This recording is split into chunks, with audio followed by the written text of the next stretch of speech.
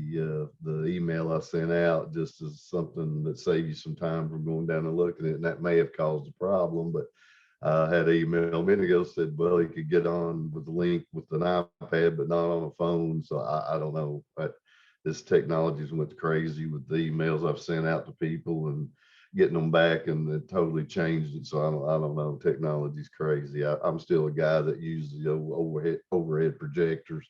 I do presentations. I don't like technology much, but welcome everybody. I think this is our 12th or 13th school. I don't want to say annual. We did miss a couple from weather, but I think we started these back in 2008 or 9.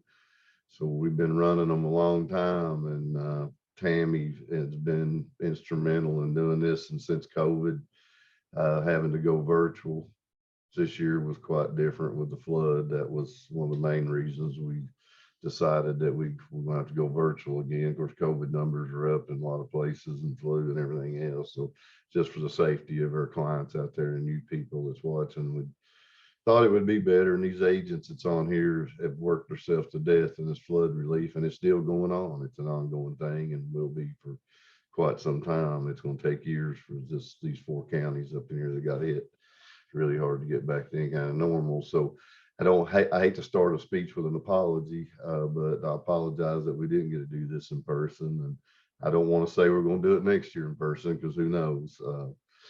Things change and all that. But honestly, the evaluations that you people send out, that's kind of indifferent.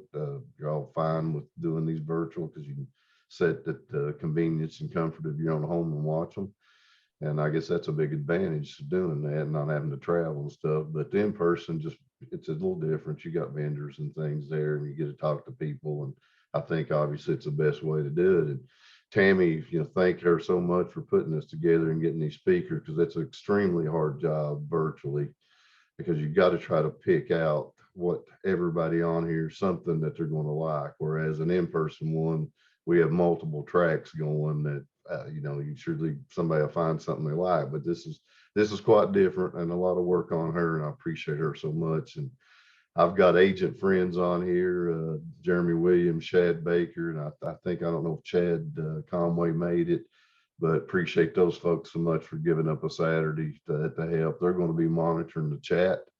And that's where you all will need to ask questions. If you look at the bottom of your screen, you'll see a chat box. You can click on that, type in whatever question you have for the speaker. Jan and Chad and Jeremy and Chad all be monitoring that.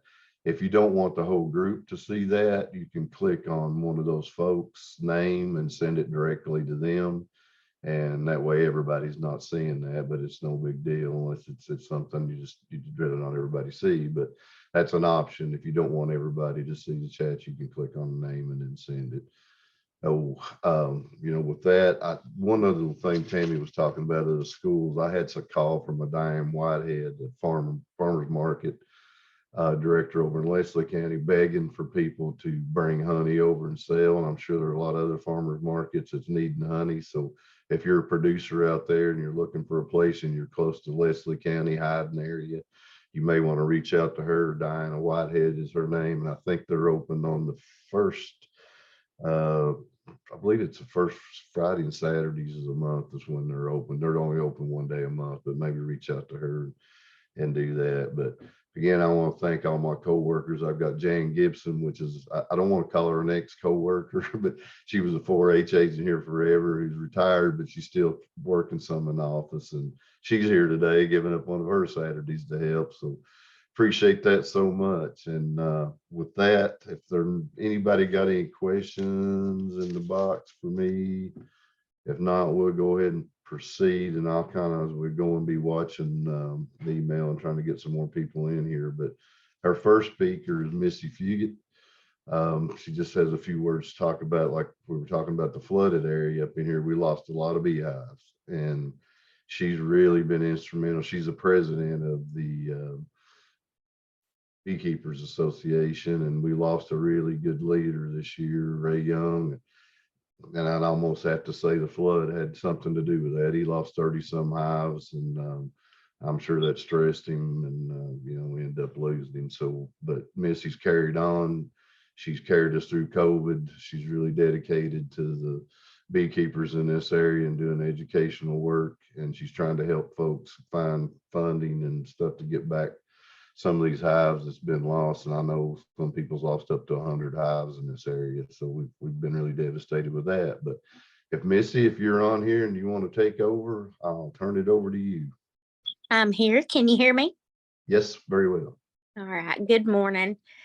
As Charles said, we lost Ray last year and the flooding, and for Perry County, it's been a difficult year. We canceled our field day that we had scheduled due to the flooding. It was I think like the week after the flood actually happened, so we had to get rid of, we had to cancel that. I I've been looking for resources, when I've talked to several people and I've left messages for government officials. I've talked to Patty with the conservation office. We're really trying to find some kind of grants, or, I've had about 300 hive losses reported to me, most of those from Perry County, but a few from outside counties.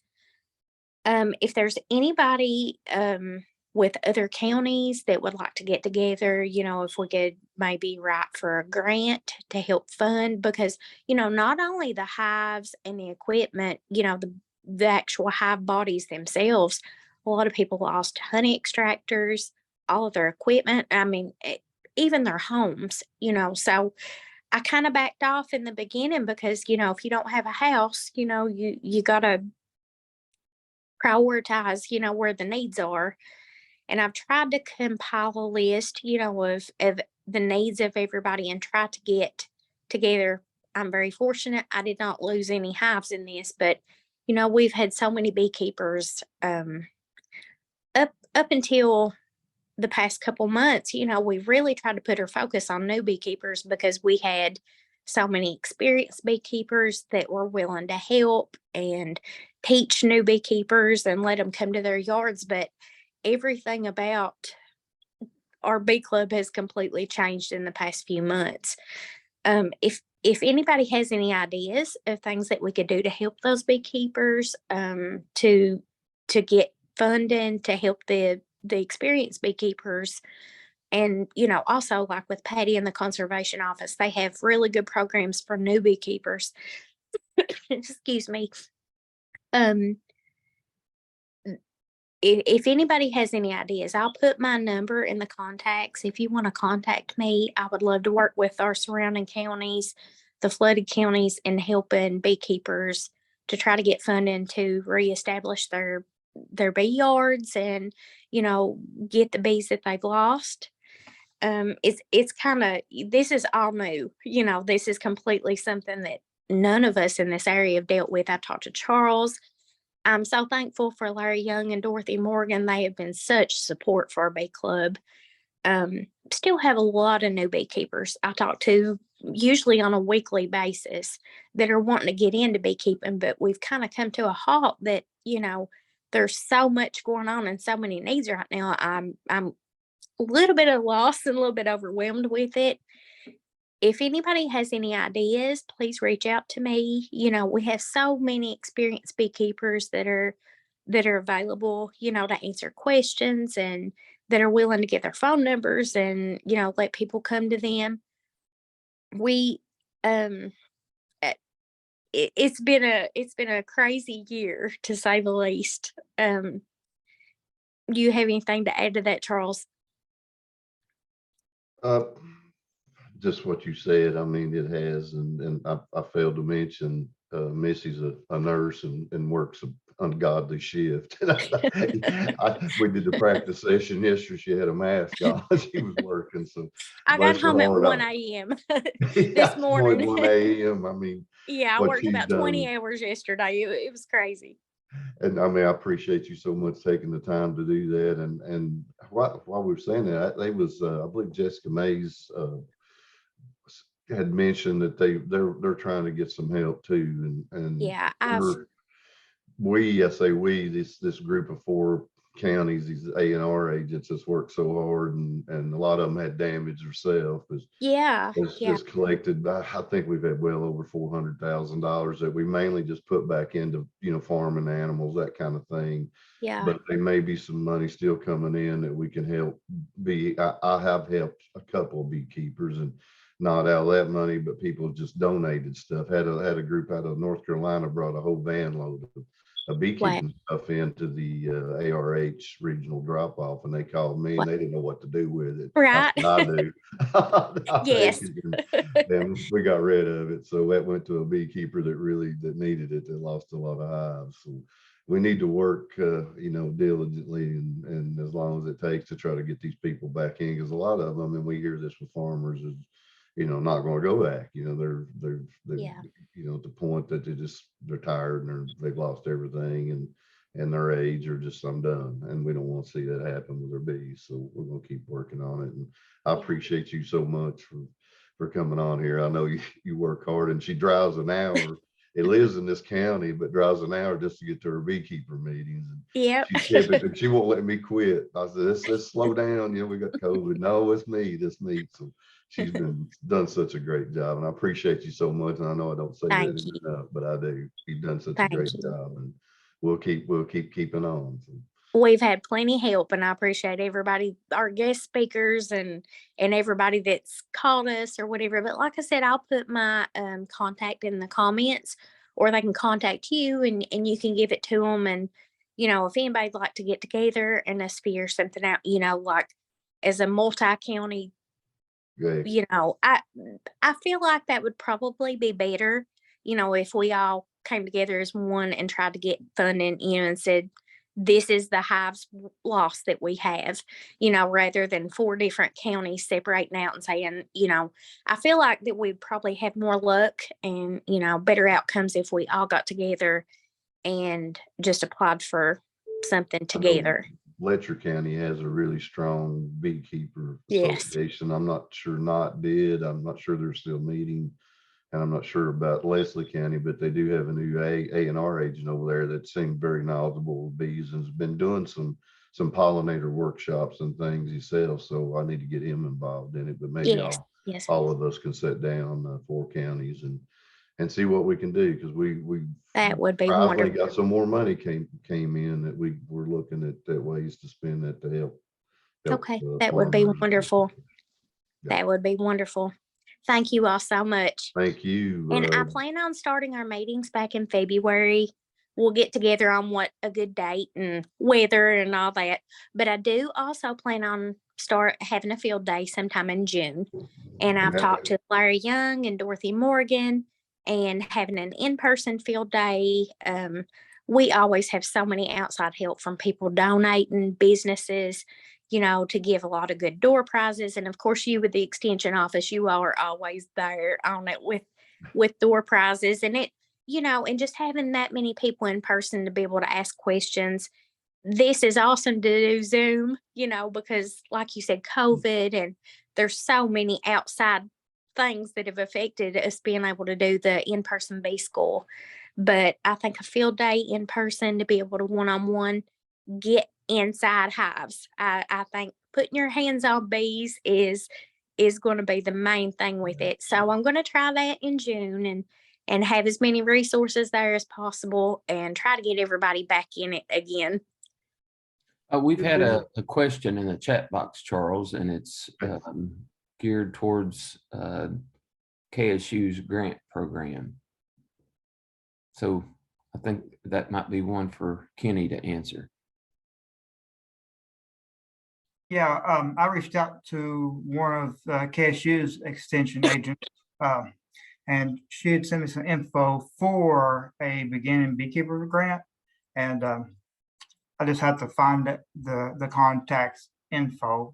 I'll try to find it this morning at some point and try to put his information up on in the chat. So if people want to share that, and I believe I might even have a flyer or some information on that somewhere in my email. Yeah, Ken, if you get that out to the agents, we'll see that gets distributed, because anything we can do to help these folks. Yeah, I've read it through like once, but it was several months ago and hadn't thought about it since then. Good deal. Thank you. Okay. Thank you. Any more questions for Missy, Jan, or any of you see any? I'm not looking at chat, so.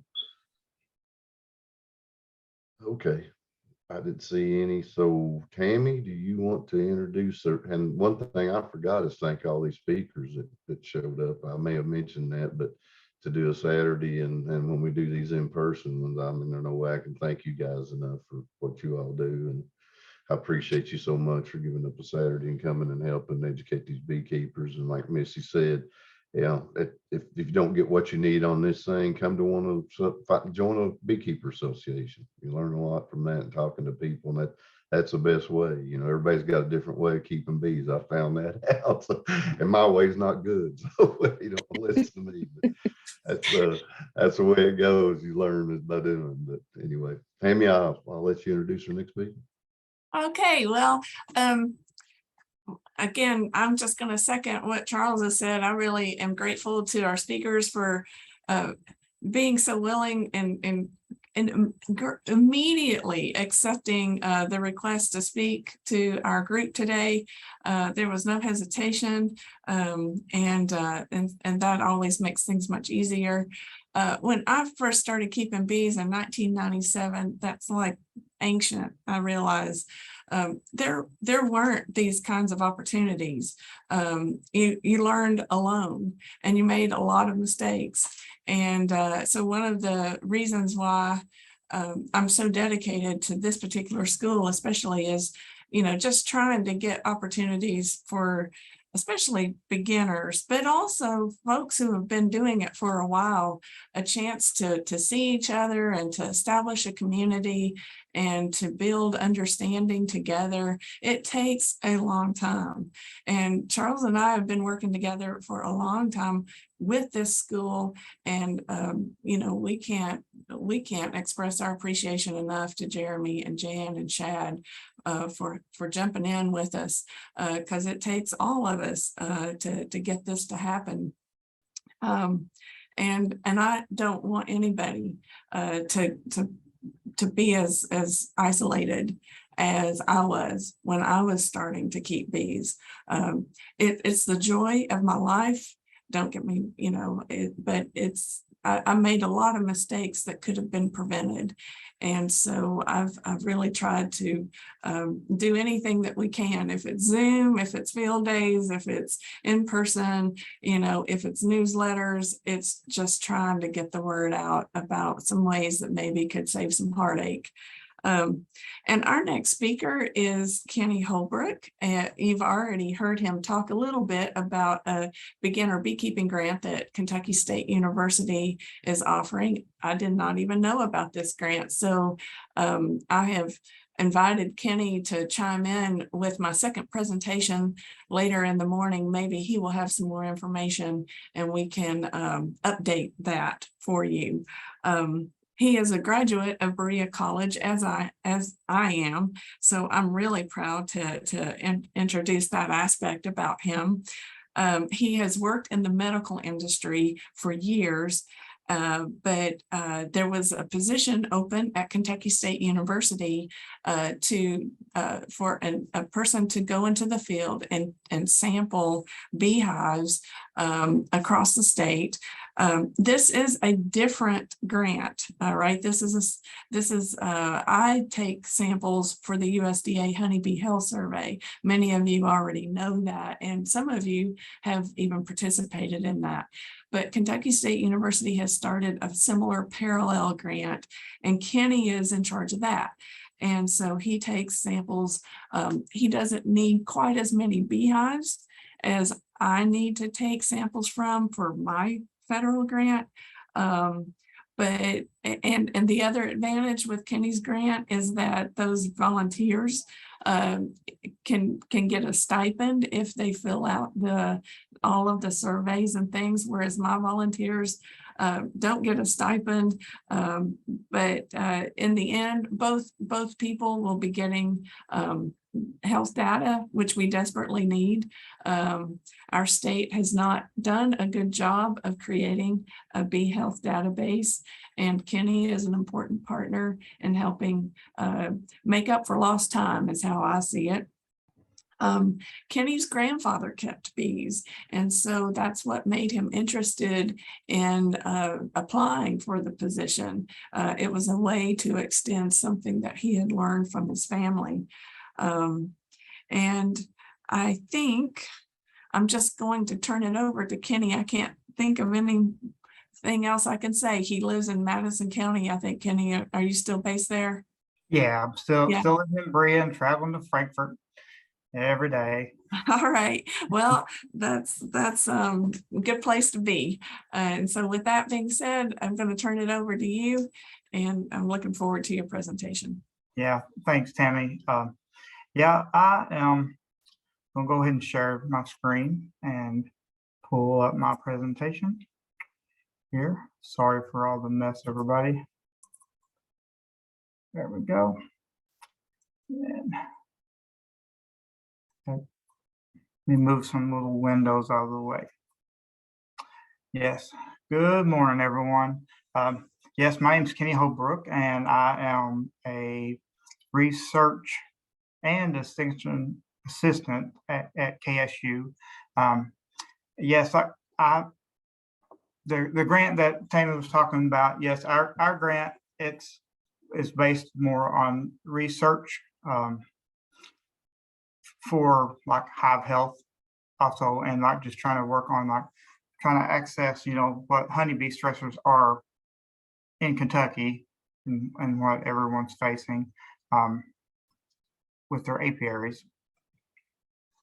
Yeah, the grant itself, it's a multi-year grant, with the research part of the grant only being for one whole like consecutive year with 3 seasons, which, you know, we just finished up our first season back in the fall of this past year, and then the second part of it, which is like this time we're going through our samples and, you know, getting them ready to send out, and which means sorting and everything and getting them to the proper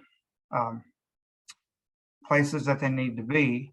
But, you know, but the hive sampling is the only thing that is, you know, important with our grant. It's a really integrated part of the grant, but our grant also has other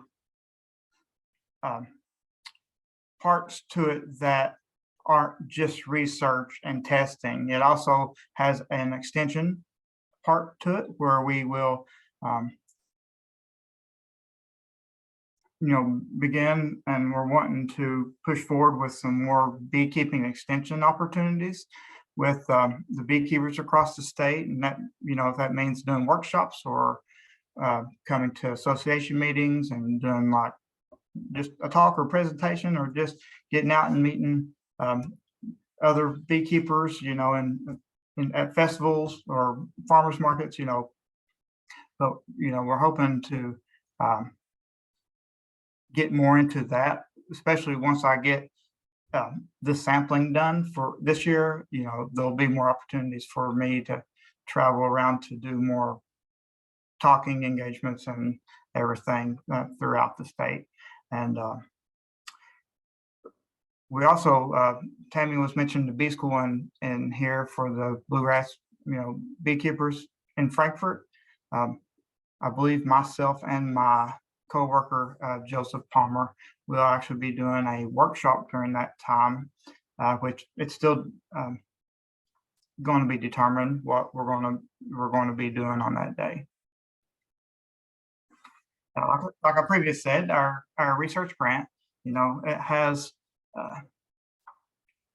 also extension objectives to it, but, you know, at first we're just going to talk about the research objectives that I am putting forward right now.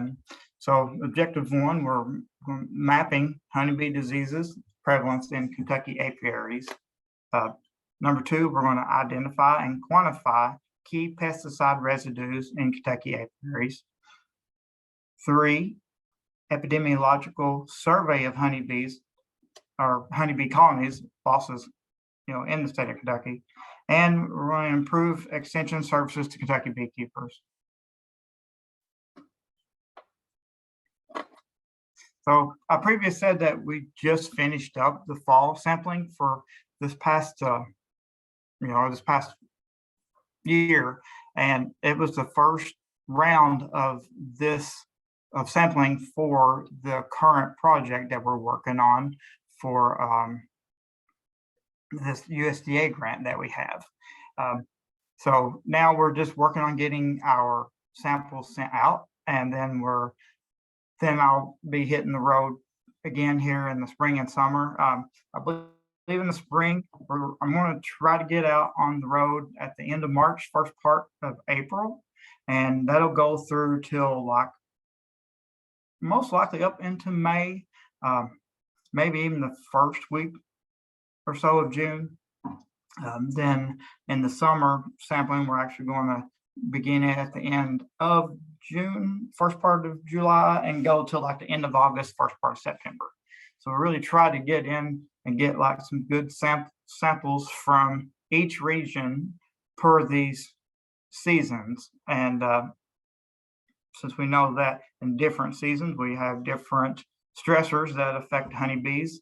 And if you look on this little map, you can see where we have it's labeled with different, the different regions are labeled, and each region we have, I have, collected and my samples from 10 different apiaries in each one. And then amongst those apiaries, I have, we'll just choose 5 hives that we are getting 4 different types of samples. And those samples, it's, we're taking honeybees, honey, wax or burr comb, and then we're also taking some, cap pollen that's actually in the hive. And, by the time we get all this done, we'll roughly have 3,600 samples to get tested.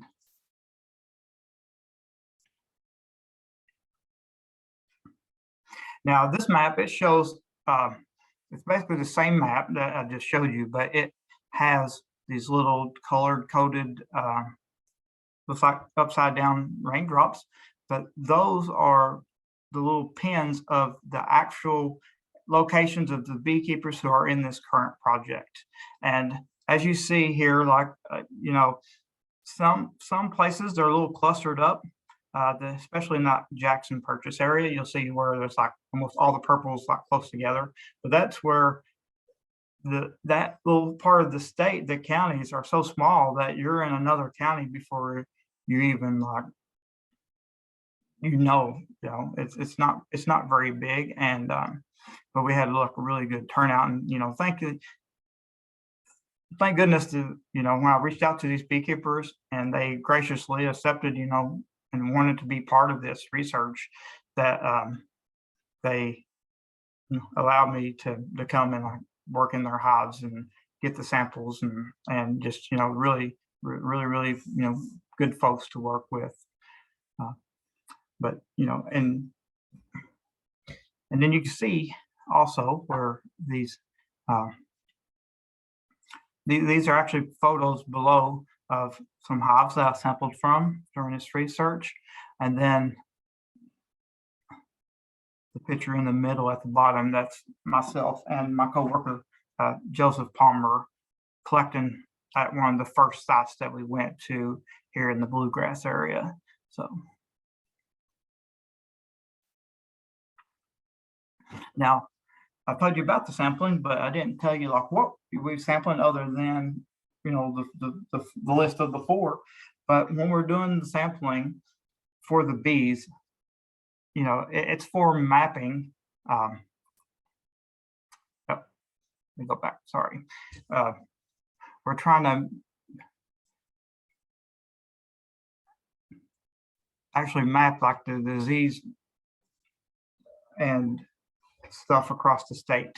But we're collecting 300 bees, which is roughly about a half a cup per hive. It's similar to like when if you do varroa checks and you're done, with the mop check, and I just kind of collect the bees that way, and then we'll. But while I'm actually going through the hive, I'll do a visual assessment and try to like gauge the colony strength. And we come up with a rating system for our purposes for the research of weak, moderate, and strong. And then we try to correlate that eventually with like our results that we get back from the labs. But with the bees, we're actually going to take 50 of those to do some RNA testing. And with the RNA testing, we're actually going to, which, RNA, it's like a cousin of DNA. And we're actually trying to check and see what organisms other than the honeybee show up, in the testing. And this will actually allows us to map the diseases that are showing up per season, per region, and allows us to get a better, ideal of what each region is going through seasonally. And so we know that, okay, let's say in the bluegrass area, we noticed that in the spring, we see a lot of bacteria showing up in hives, or, et cetera, so. Then with that results of, the RNA, from our partners at the genomic lab at UK, we're going to actually try to identify, if it's a virus, or if it's like something, or like it'll, if varroa was in the hive, it'll show that up. Nosema, bacteria, you name it, or possibly if something new, shows up, that we didn't even know that was affecting the honeybees. We're just hoping that we would get some real good, our results will be really good and like be helpful, moving forward with beekeeping in Kentucky. And then with that, sorry, got a touchy mouse. But with that assessment of the results of the RNA testing, we're hoping to see that, if there's a correlation with the colony strength with what shows up with that testing. And hopefully, by doing that mapping and being able to share that, once we get finished up, it can, open up some more, pathways of treating, or, understanding, okay, how can I fix this before it gets, too far in the season, or spreads to other parts of my apiaries or other apiaries in the region. All right, so the next part of the sampling that we've done, which is objective 2 of the grant, is we're going to identify and quantify like what pesticide residues are in Kentucky, and we're collecting roughly 15 grams of stored pollen, 15 grams of bird comb and wax, and 15 milliliters of capped honey per hive at every apiary.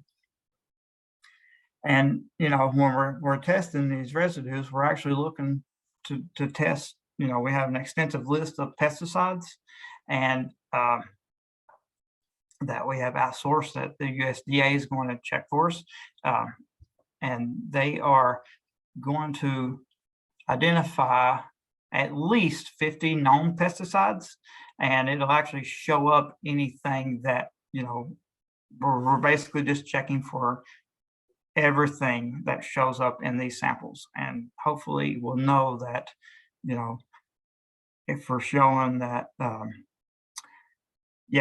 maybe this pesticide we didn't know was bothering the bees is showing up, then we can try to map that out also and see, you know, with that region that the samples are coming from, if they're what's going on in that geographic region, you know, if it's farming or factory farming or you know, even everything from just the county spraying the sides of the road, if that's affecting, you know, the bees. But and this also goes along with like with the hive strength, you know, observation, is seeing if this is also connected to the weakness of the colonies and making anything or making, you know, the beekeepers have hive loss. So now we're getting into, you know, our third objective with our research, but this is more of not the physically sampling part, but we came up with a survey or a questionnaire that we had sent out to our initial beekeepers that are in our current project. And with that, we're trying to see if they with their answers, we're trying to put together a better main, or like a larger main survey that would be shared statewide with beekeepers to try just to get an overall understanding of like how their practices are, how they, you know, how many bees they've lost, you know, in the recent years, and how many hives they've had in recent years, or, you know, just try to get more of a background of items that they as beekeepers would share with us. And all this surveys that we're doing, they are confidential. Only we know who answered what, and then they'll just be compiled into a statistical analysis that will show us like, hey, I've noticed here, like in the Western Coalfield region, that there's a lot of beekeepers who really rely on this type of treatment. They're not trying anything else. Or in Eastern, you know, or part of the Eastern coalfields, you know, we have some beekeepers that only feed with granulated sugar and not sugar water, you know. But, you know, hopefully with this pilot survey, we can, you know, fine tune our main survey and get it to the point where, you know, we can have like a statewide, you know, turnout of these questionnaires, and maybe help us, you know, with our research, or help us with our extension opportunities that we're wanting to move forward with. And everything. And then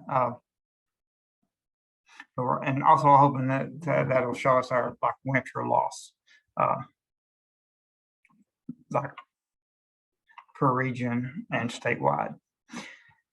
Well, now with moving back on, like I said, you know, we're trying to move forward with more extension stuff for this grant also. But, you know, we know that beekeeping is a challenging endeavor, and sometimes, you know, just the financial part of it, or just the environmental stress of living in Kentucky, you know, every season, it seems like, you know, we just had that really cold spell, and then we had like a really nice warm up, and the bees, you know, our bees at the farm, they were out flying. So, you know, they just seemed a little confused. So hopefully with them, you know, with our new extension services, that we'll be able to like help, you know, out more with like beekeepers call and ask questions about, what do I do because of my bees are flying and it's like January, or do, you know, or any other questions they have that is retaining to beekeeping. But, you know, most of our, I'm not going to say our extension opportunities aren't only for new beekeepers, older beekeepers or veteran beekeepers are going to be for all beekeepers. But we believe that we will have a lot of beginning beekeepers hopefully take advantage of some of our extension services. But also with this research that we're doing right now, we're using this as an opportunity to create a unionship or a hands-on working partnership with our beekeepers across the state. Whenever they have problems or they want to try to identify diseases or to help or identify like how their honeybees are doing, then we'll be able to like work with them like hands-on. I say we, I mean myself will be most likely the person that will be coming around from KSU at the moment to talk to beekeepers or to help out. But and then also depending on our beekeepers to help us out, when we're doing research or even if just helping identify problems with other beekeepers that live close by to them. But and Tammy mentioned earlier that ours is our funding, it is a USDA grant, and part of the grant was written up for the beekeepers who participated in this current research project, that they are compensated for allowing us to sample from their hives, and hopefully that will help them recuperate any losses, or just even if they just need new equipment or etc. So we're really thankful for these beekeepers who signed up for this initial research project, and helping with trying to identify these health issues that have been found in Kentucky apiaries, and what we might find in our hives in the state. And along the terms with the extension stuff, we also, I said that before, we was talking about workshops, and we're wanting to offer more in-person type opportunities. And I've already talked to several associations about coming and talking during their meeting times, during the month, and possibly setting up like workshops on the weekends and stuff. Well, when I'm not traveling on the road getting samples for the lab here. Now, this is our team here at work. Dr. Oden, she is the principal investigator, who's mine and Joseph's boss, and she has a diverse background, and a lot of it is with genetics and identifying diseases, with bees and other extension checked items. Also, she is the main reason that I'm here. She, had faith that with my background and everything, and she's really trying to help get this lab out there for the beekeepers, for the state, and for just to grow our knowledge and our get to knowing our beekeepers more. Joseph Palmer is our research associate here at KSU that works in our lab, but he's also the lab manager. While I'm out traveling the road getting samples, he's here getting things ready, for when they get in, and also helping as her assistant, researchers, our assistant when she's teaching classes, when she's not working on trying to keep getting funding for our lab. But Then myself, of course, I'll travel around to across the state, and wherever I'm really needed, I'll go to help beekeepers. Now this picture here is actually at Berea at the college there. I went back in the fall and sampled from their hives and worked with the students and talked to them and showed them like step by step what I was doing. And this was shared with me from the professor there that taught that beekeeping class. And then I believe I'm getting close to the end now. Yep, there we go. So if anybody has any questions for me, feel free just to drop them in the chat, and as we're going through here, and I'll try to look and answer them. But this is my contact info. I just have got my office phone set up completely, so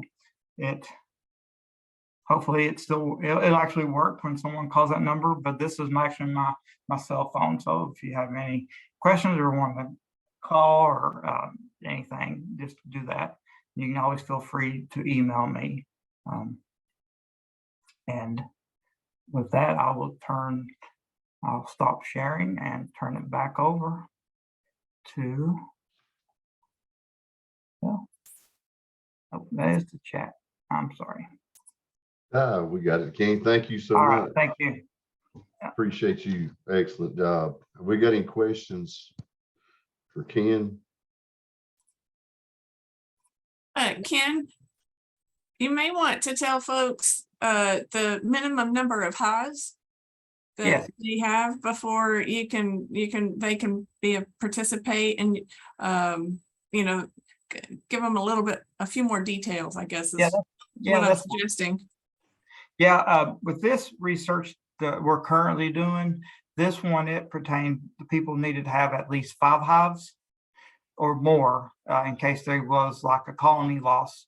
So we're trying to actually do for this research each season, go to the same apiary and collect samples from the same hives each time that I visit for the 3 visits that I make.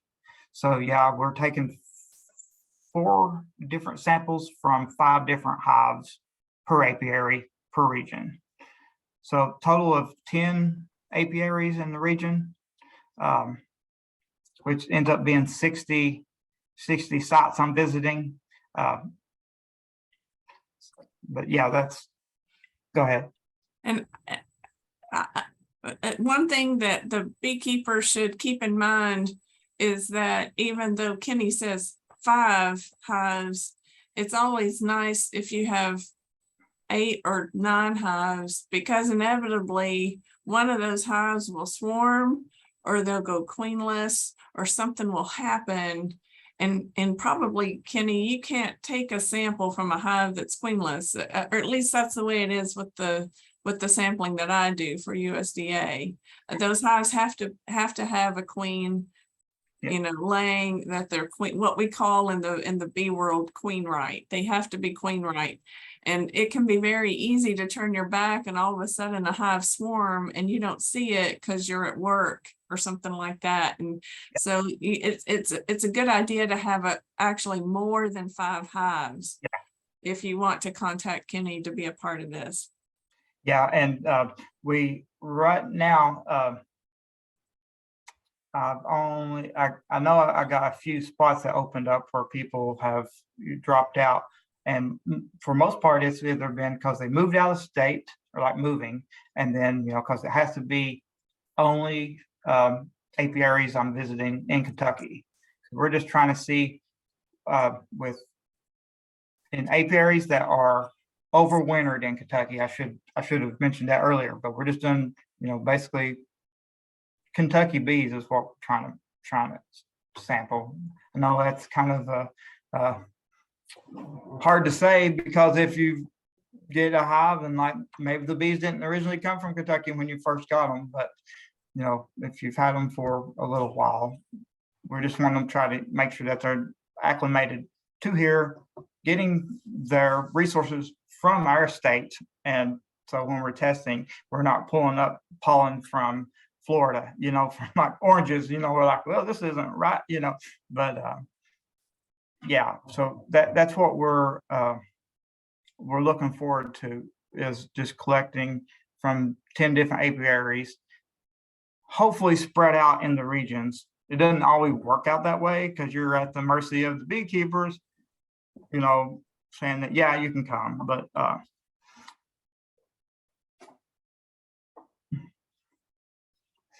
Excellent. Thank you so much. I saw some, I guess, questions, or not really questions, in the chat about being able to look at presentations later. We are recording this. I guess we needed to let everybody know that because she had a problem with it, but be listed on YouTube. I think Shad or Jeremy can probably jump in and tell you what we're going to do. We'll have this edited and then probably posted on one of the extension offices or all of them web page. Is that kind of what we plan to do, Shad? It'll be on YouTube, and we'll share that link, and we can post it on Facebook or circulate it by email. Okay, great. We usually send that off to get it edited, right? UK kind of stamps their approval to it, and then we can for this one. If there's something on there that we want to make sure is, if there's anything that's an issue, we can have it edited. Otherwise, we don't have to. Okay, good deal. Once we get that link, I will share it to everybody that was in the registration list email. So, Tammy, I don't see any questions for Mr. Kent. So if you want to move on to the next speaker, we'll keep her rolling. Okay, well, our next speaker is Dr. Audrey Law. She is the chair of bioinformatics program at Bluegrass Community and Tech College here in Lexington. She's based off of Newtown Pike. And I guess in order to kind of help explain the method to the madness and inviting the speakers today, I wanted to give a variety of topics to attendees. And one of the most volatile topics is honey, and is it really from the United States, and is it really from here, and how do you kind of decipher the marketing and the labels that are on honey.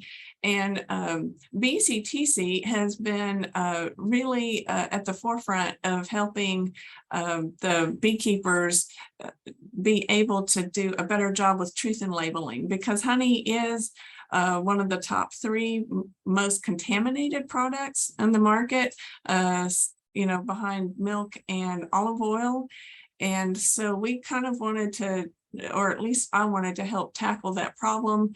And Dr. Law's predecessor was Dr. Deborah Davis. Some of you may remember her presentation that she gave to the Eastern Kentucky Winter Bee School in 2020 with Dr. Jen O'Keefe from Morehead State University. There's been a partnership there.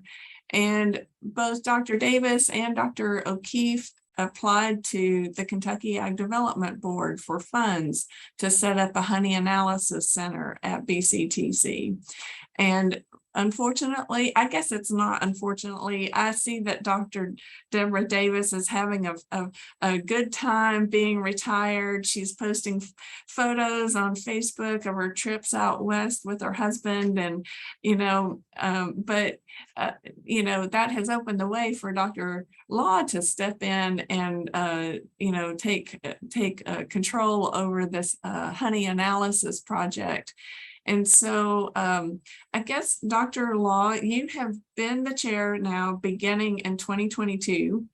I think it was kind of, they sort of, put you right in the frying pan, I think, right in the middle of the second wave of COVID. There's been all kinds of things that, I know that BKTCS had to suspend the analysis during COVID, and then you walked into it. And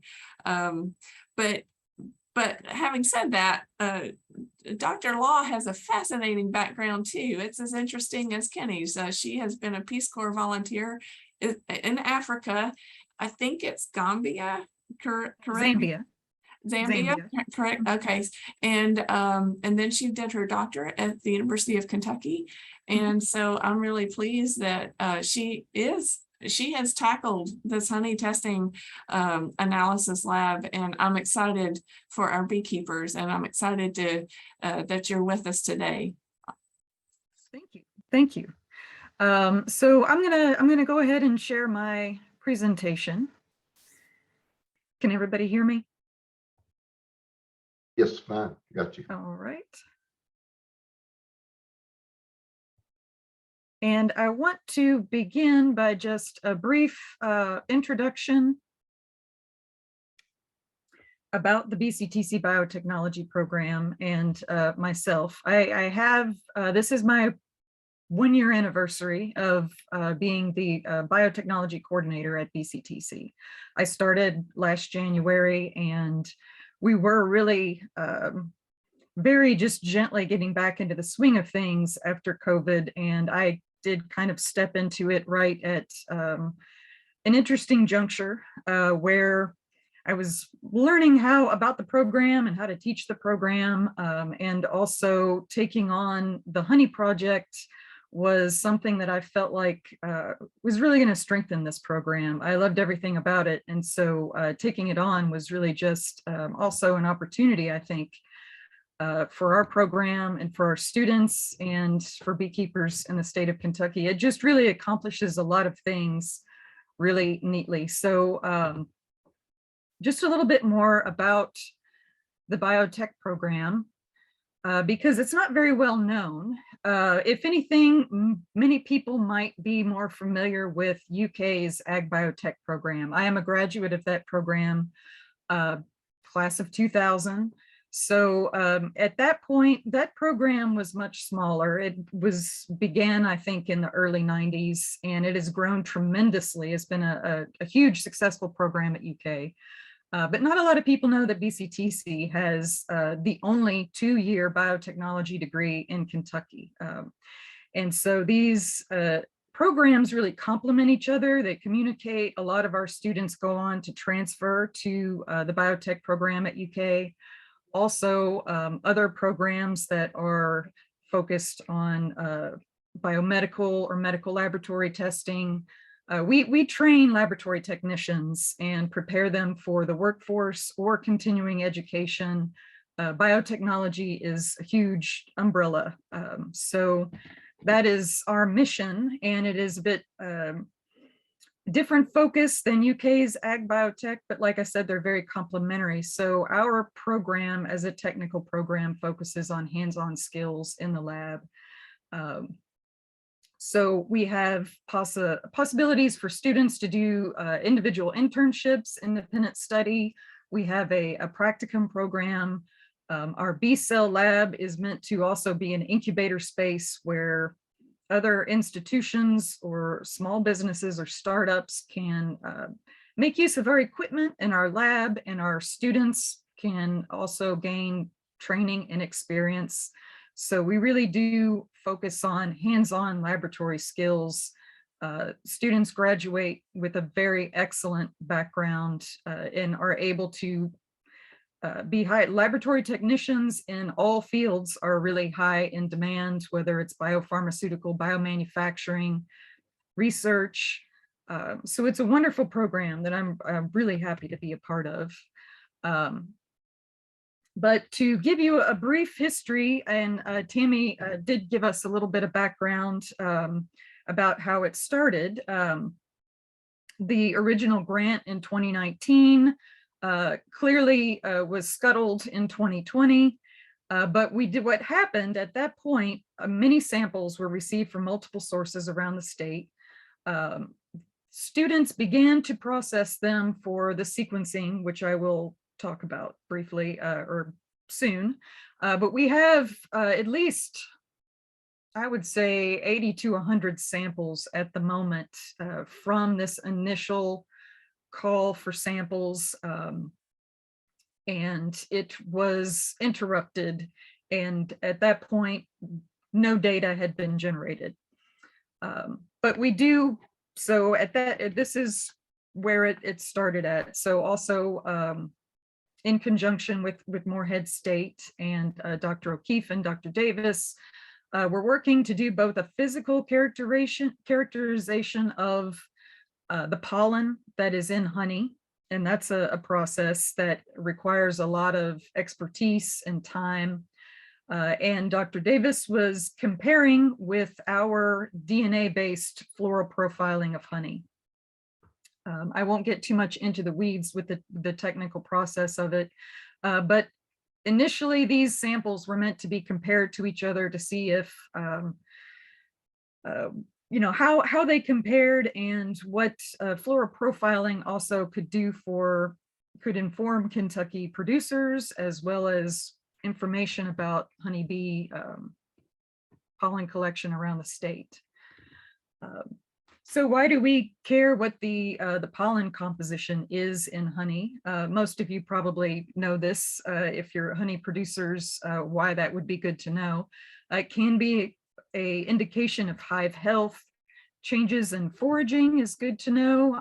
If there's been you know, land use changes nearby that may alter the profile, alter the flavor. Environmental changes may be altering how those bees are foraging and where they're going. In addition to just some quality control. So buying honey off the shelf, as Tammy mentioned, there is a lot of, there's a loss of confidence that what we're buying is what it says on the label. And did it originate, is it labeled correctly, especially when it comes to very high value monofloral honey products. So there's been lawsuits, there's been a lot of talk about, you know, truth in labeling, and especially when you can charge for some of these really specialty honeys, it's or if you just want to be assured that if you are marketing your honey as, say, a sourwood majority honey, you just have a better idea of what's in there and how you can promote it and label it and market it. So the two basic methods, traditionally, the microscopy, and there's a special word for that I don't think I've ever pronounced it correctly, but it requires a very trained eye to examine pollen grains under a microscope. I think I have a picture here. There we go. So someone who understands and has studied this and is very proficient at identifying pollen grains from various different plant types. And again, this probably doesn't get very finely down to the individual species. So there might be broader categories that you can determine from just physically examining the pollen. But it does require a lot of expertise and time, and you're not also going to get quantitative data of how, you know, what percentage of what you'll see, hopefully most of what's there, but it's going to take some time, and there's probably not very many people who are trained and have the expertise to make those identifications.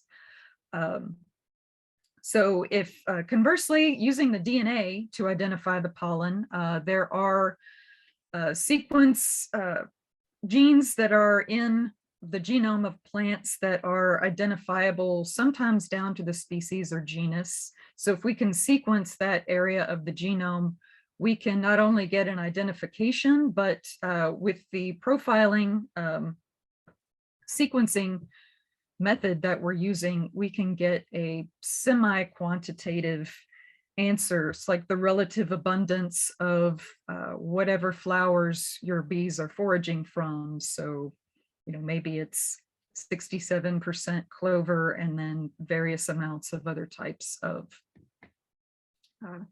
pollen.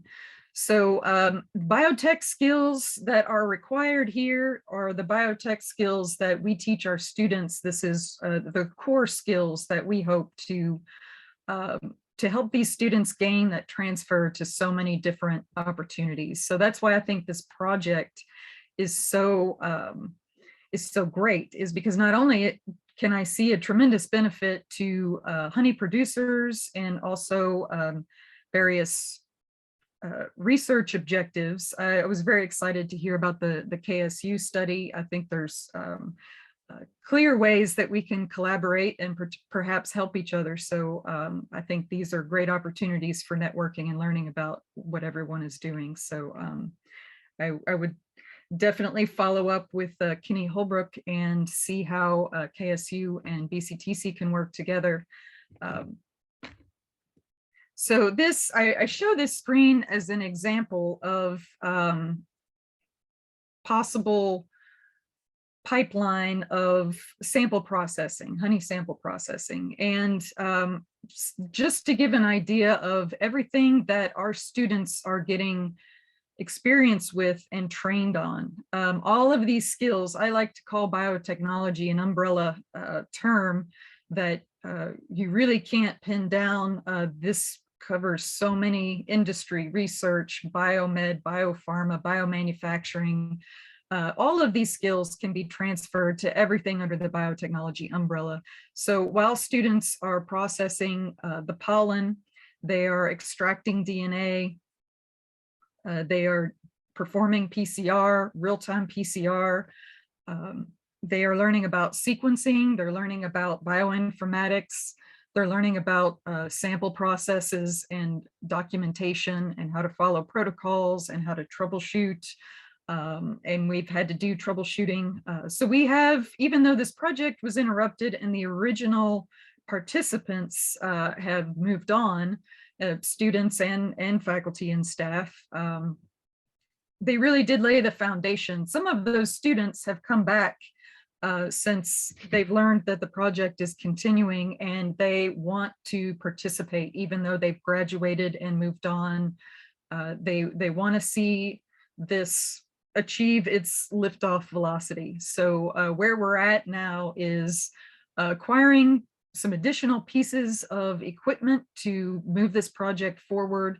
But we have students right now with those initial samples. Our current cohort is working on troubleshooting the DNA extraction from honey pollen. There's been some troubleshooting necessary with that, so I'll talk about that in a minute. But this is just a wonderful project because it ticks all the boxes of what we hope to accomplish in the program. It is giving students an opportunity to participate in an undergraduate research project and gain these skills and then provide a service to Kentucky beekeepers and in any number of ways that this data might be useful. So I will talk about specifically the type of technology that we're using to identify the honey pollen composition and origin. So this is a bit of a kinder layout of a pipeline where we receive a honey sample. And I think so many of the samples initially received were just a bottle of the finished product. Some people gave samples in, just like an aliquot of something in a tube, but most of them were just what was bottled and what would be sold. We are having a bit of difficulty with some of those samples getting enough pollen to extract DNA from. So that's something that we're trying to work on. I think when we solicit future samples, we're going to ask for raw unfiltered honey in whatever state it is before it's bottled. No matter what else it's got in it, we can, we just want to maximize. If you're looking to sequence your actual honey sample, you don't have pollen traps or anything like that. We have to spin the pollen out of the honey. So we received a Perkins grant for a very fancy centrifuge that we are getting installed as we speak. That will hopefully help us get better pollen extraction where we can lyse the pollen, get the genomic DNA, clean it up real well. That's also been dirty samples don't tend to PCR very well. So a cleanup is also what our students are optimizing. And then PCR of that region of the plant genome that will give us an ID. And we have a specialized instrument, a next generation sequencing, Illumina MySeq. So as far as I know, the only other one in the state would be with the UK Genomics Center. And the benefit of us having this piece of equipment is that our students can learn about it, use it, and be trained on it. I don't think anyone other than people behind locked doors at the UK Genomics Center can have anything to do with that. So this is a really unique opportunity for our students. Having knowledge of not only this process, but actually performing these assays could be tremendous benefit to these students. And so what this technology allows us to do is for each sample, they have a unique barcode. So we could sample potentially up to 300 samples at once. And for each sample, we get enough data to profile, to give you that relative abundance. So each sample might generate hundreds of thousands of sequences. And when we analyze those sequences through a bioinformatics pipeline, we can get relative abundance of how much of what was in each sample. So I'm just going to run through some examples of other research that we are using as our guidelines as we are looking at other people have done similar things.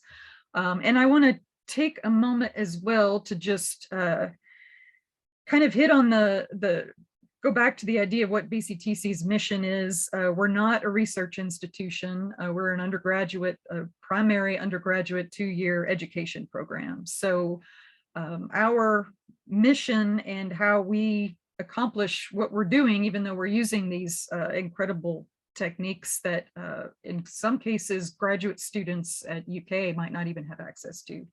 It's all for the mission of education. And so I think this is really valuable experience, but it is also, we're a nonprofit institution, we're providing a service, we're providing education, we have to include those students. So I think that does open up some possibilities, even though we might be a little bit limited in, as opposed to a traditional research institution that, in our grants and how we approach this.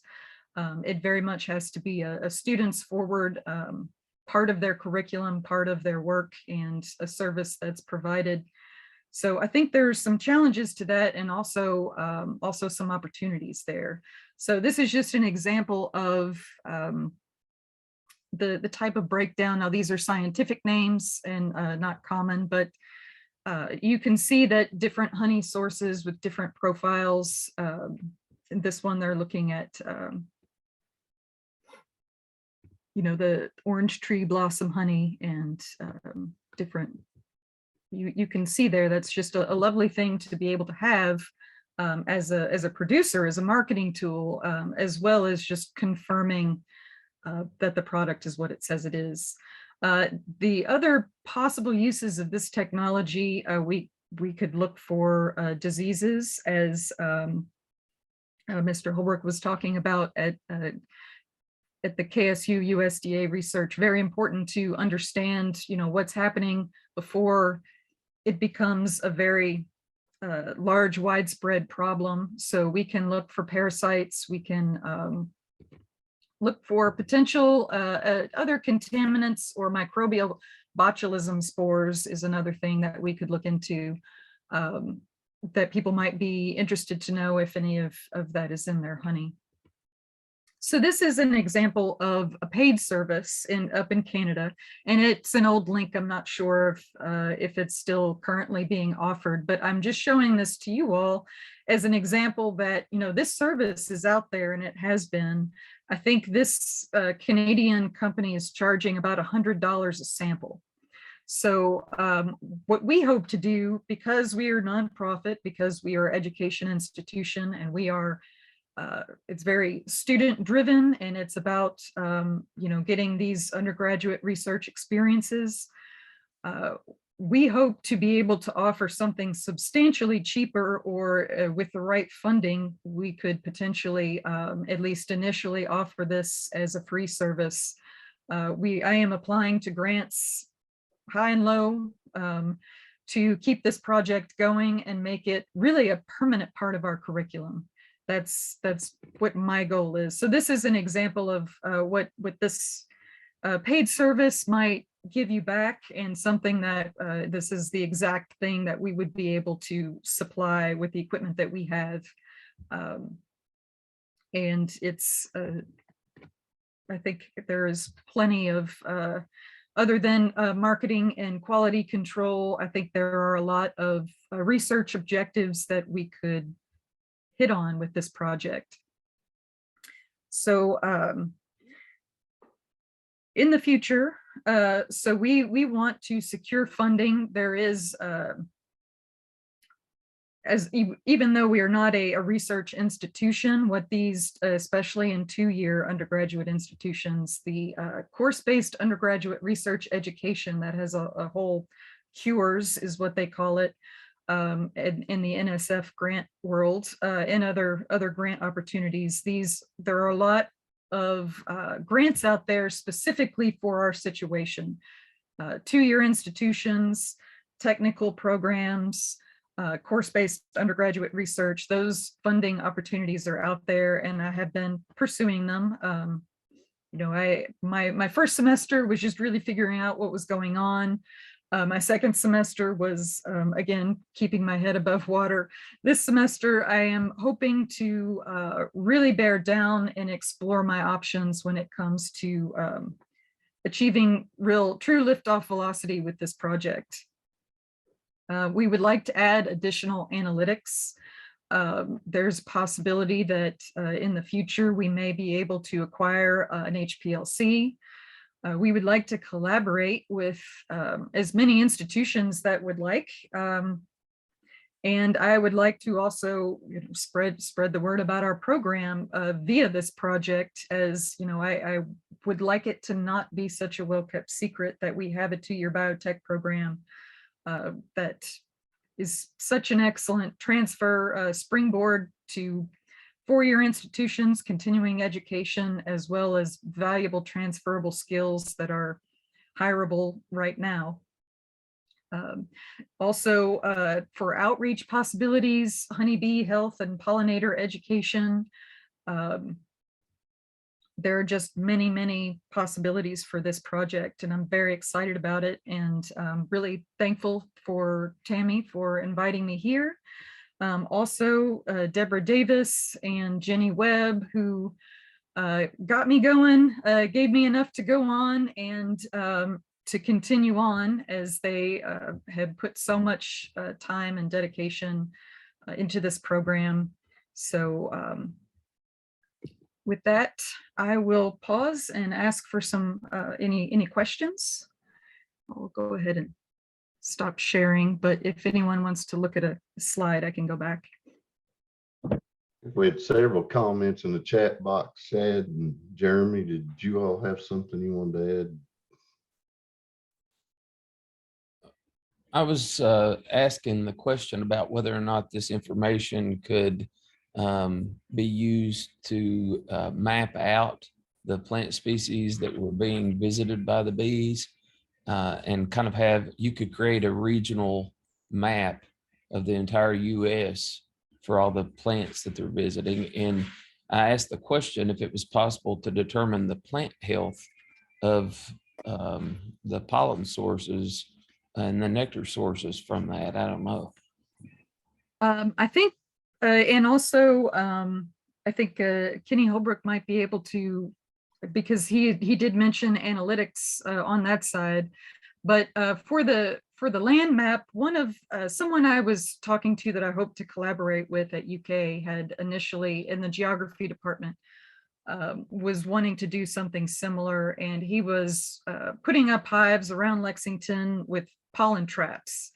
I don't think that project got, there was an NSF proposal that was not funded, and he shared that with me and said he would be very happy to also contribute, you know, spatial geography. They have a lot of that, you know, GIS and everything that would be really beneficial to that as well. So I do welcome all collaborators with that. I think there's a lot that we could do with this data. So. Yeah, we want to have a way of mapping through GIS, like the plant specimens, pollen, like where the bees are getting their pollen from in these regions that we have tested. That's something that we're looking to in the future of doing. here at KSU.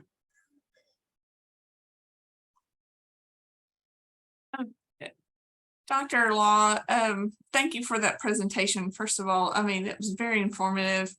I think one thing that some people who are attendees may want to know is, are you accepting samples right now?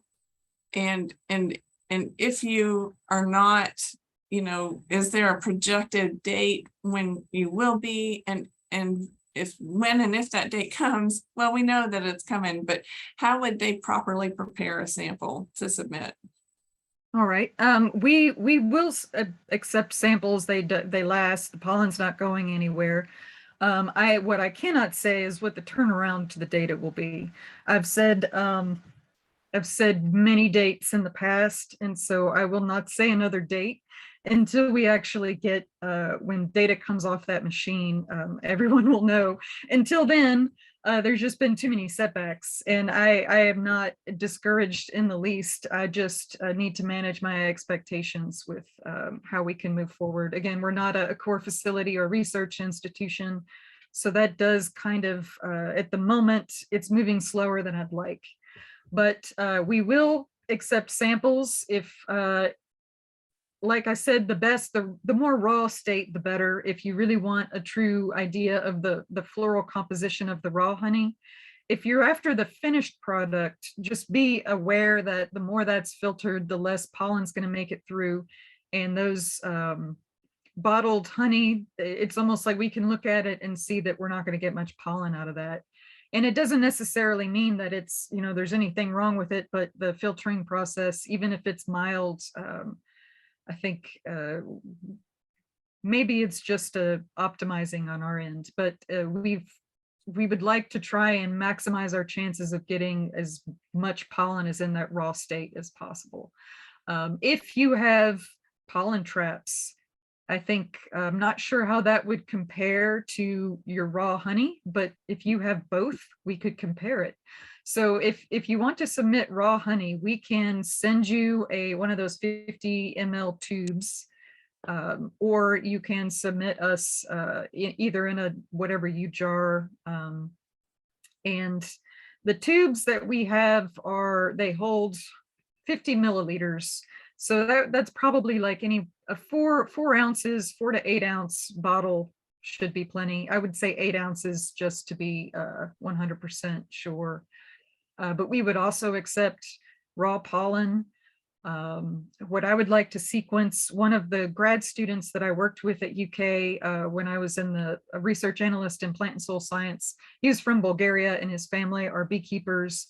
And he gave me a whole jar of the pollen granules from his family's, I don't know how he, I don't know. I don't want to tell on him, but I was interested to see what that floral combo was. I still have some in the jar, so I've been throwing that on the machine and seeing what comes out. We need data. The more the better. So yes, please submit samples. I will put my information in, and also the BKTCS biotechnology website, because that you can also, nope, sorry, that's kctcs.edu. That is in the chat. And I will put the BKTCS biotech website up there as well. And if there's some place that I can upload this presentation, also, I would be happy to share that with anyone. And Jan Gibson has reminded me that for the attendees who are on the phone, they may not be able to see the really good information that's being put in the chat, such as Kenny Holbrook's contact information and, you know, Dr. Law's presentation. But I did want to kind of, she reminded me that maybe I should share this with everyone since, you know, some of our attendees are on the phone. Europe has a much better pollen database than the United States. What Dr. Law is doing here is, and Dr. Jen O'Keefe at Morehead State, is trying to create a national, take these pollens that we know are here in southeastern Kentucky and add to a gap that has existed for a long time. We know very little about the pollens in our country, and that is, she has, Dr. Law has this sample from Bulgaria. It is probably much easier for you to find out what floral sources are in that compared to trying to get pollen analyzed here in the United States. It is difficult. This has been a sticky wicket from the get-go. But on the other hand, I get a lot of angry phone calls from people who buy a jar of honey off the shelf and they are convinced that it is not what the label says it is. And so I was really appreciative that the BCTC would tackle this, and we could work on this problem together. It's not just a Kentucky problem. This is a national problem. And it's going to take us a while. Did you have any last comments, Dr. Law? No, that's all. I just want to thank everyone. And there are probably a lot of, like I said, we do work with UK, and I know a lot of people in the ag biotech faculty there. So collaborations with all the state institutions, we're very much open and interested to get the ball. I mean, the ball's rolling, and then it kind of slowed down. So I want to keep that liftoff velocity has been elusive, but I think we're close.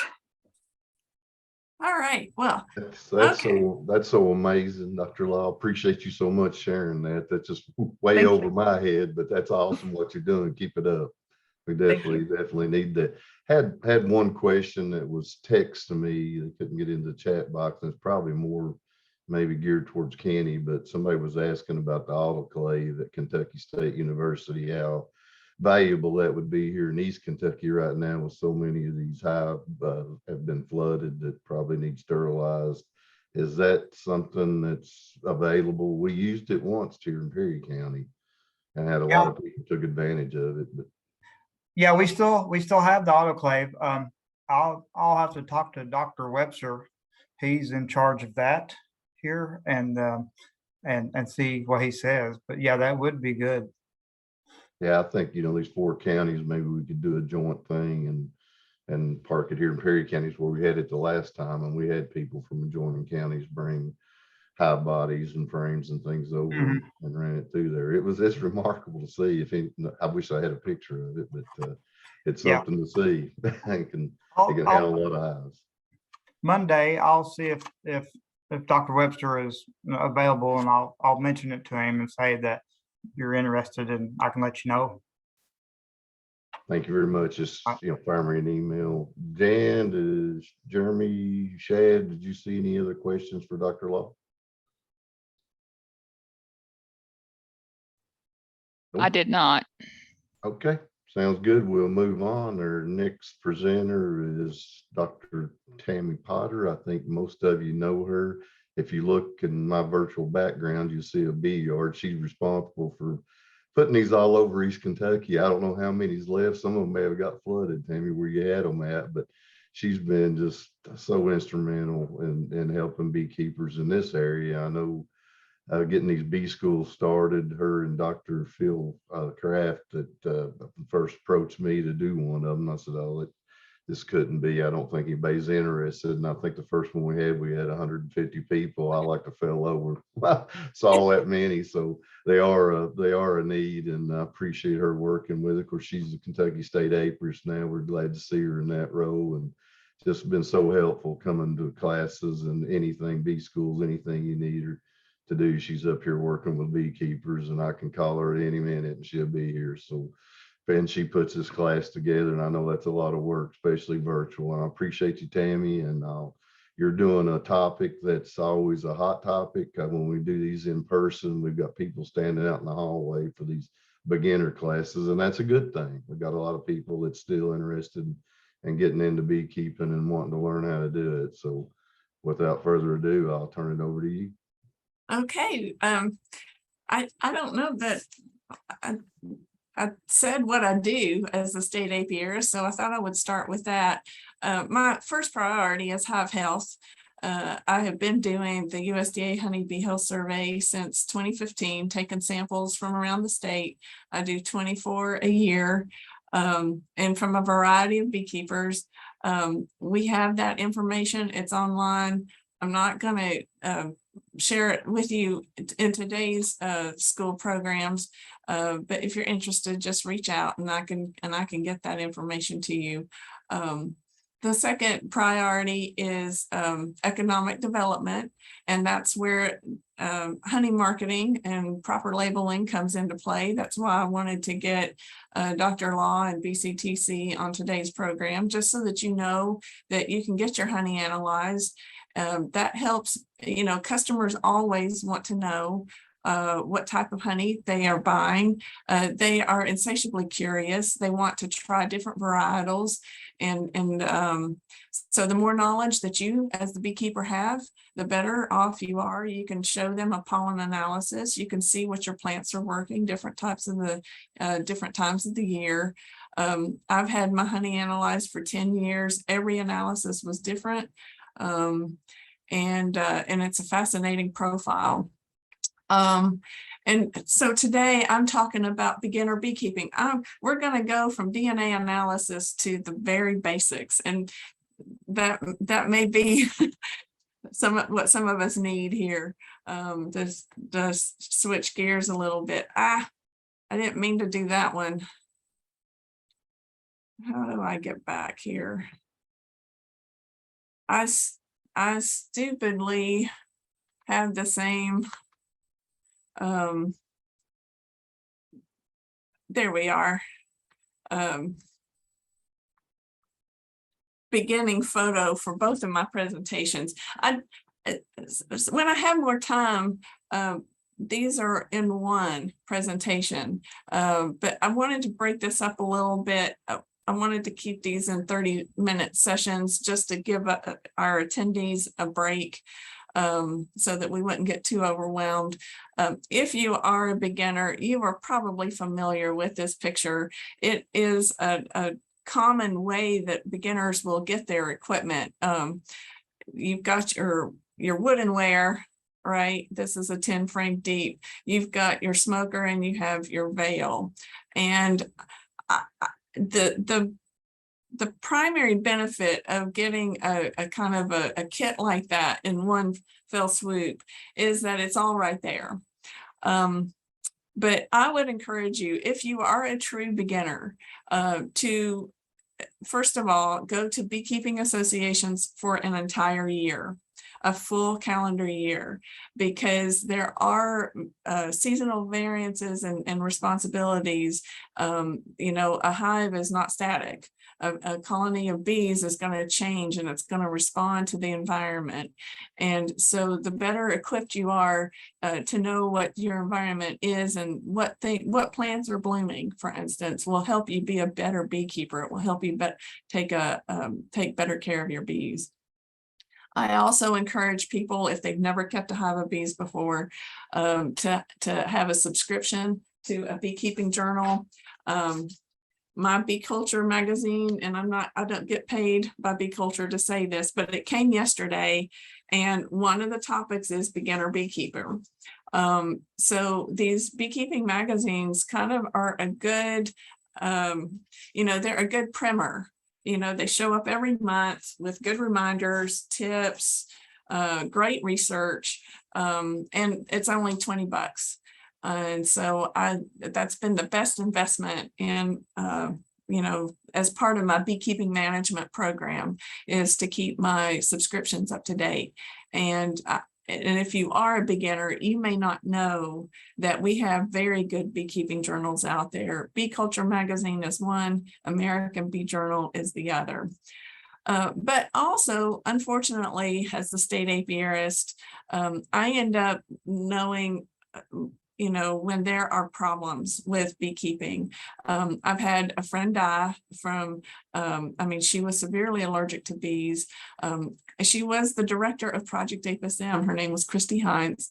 She knew she was allergic. She had an EpiPen on her, but she was hiking in the San Cristo Mountains with her family too far away for an ambulance to get to her.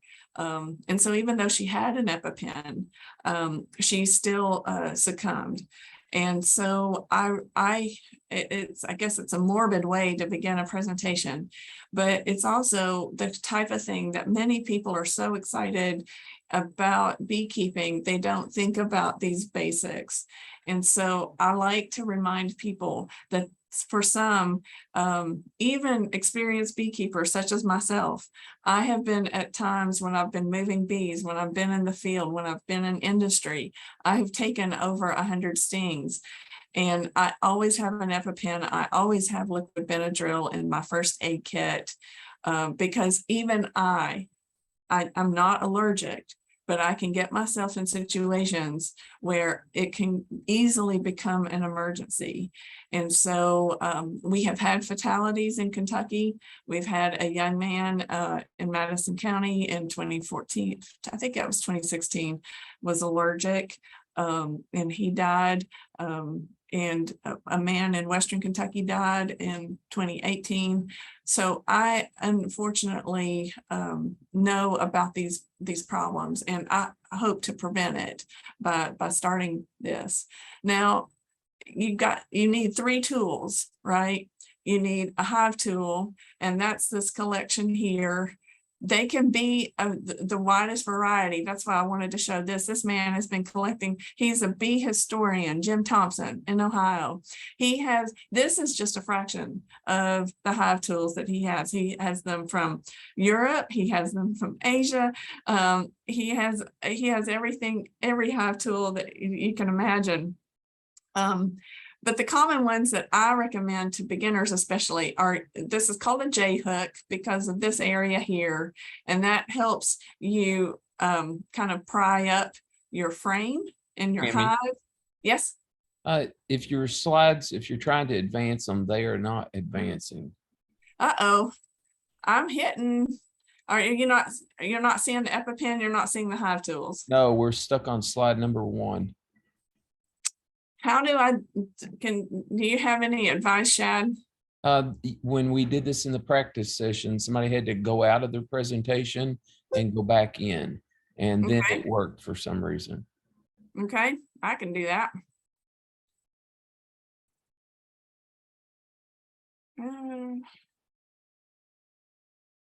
Okay, so we've started here. Is that working, Shad? Shad is muted now. We're still on slide number 1. Have you gone to your slideshow at the top in the bar? So that slideshow. Yes. Oh, Start your slideshow.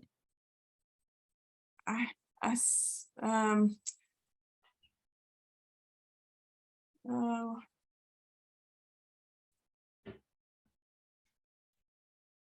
Let me just try this. No. Stop the share and relaunch the share. Okay, or I've sent this to you and Jeremy, Shad. Do you want to pull up your presentation?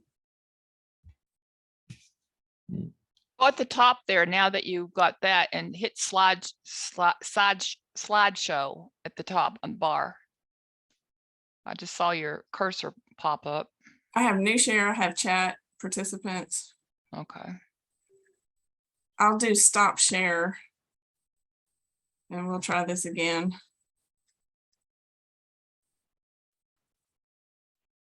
No, stop share. You may need to put it in presentation mode before you start sharing.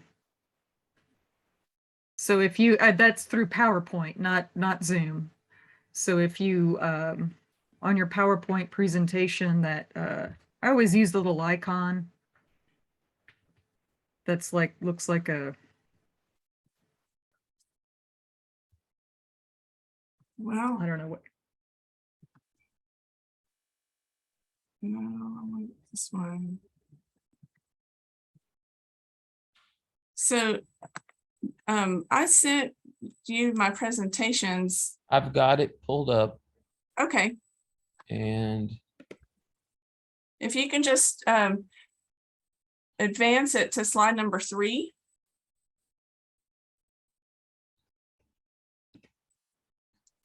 Yeah, so hive tools are they can be I've used knives when I've been in Mexico working with a women's beekeeping co-op because they don't have the money. This is fairly advanced technology. It may not seem that way from our perspective, but you know, they'll use a knife, right? Some people will use a paint chipper, but if you're going to get into beekeeping, I would suggest that you go ahead and invest. I would set aside at least $300 for, you know, not for a hive tool, but collectively speaking, you know, hive tool, I would get 2, because you're going to set one down, you're going to misplace one. You'll typically find it at the end of the year, or sometimes you'll run over it with a lawnmower. So, you know, they're handy to have a couple around, but also realize that you can use other things. I have certainly used other things when I'm in the field. Let's move forward. Hive tools help you work frames more efficiently. They help reduce your chances of getting stung. But in my opinion, the most important thing that you can have is a smoker. And I don't have to use a lot of smoke, but the smoker is important for 2 reasons. One, the smell of that smoke will cause the honeybees to slurp up honey, and they will get their honey crop full. And then the second thing it will do is neutralize the chemicals that I am wearing. If you think about it, a hive is a collection of chemicals, and it's going to respond to your chemicals, whether that's soap, whether that's toothpaste, whether that's shampoo.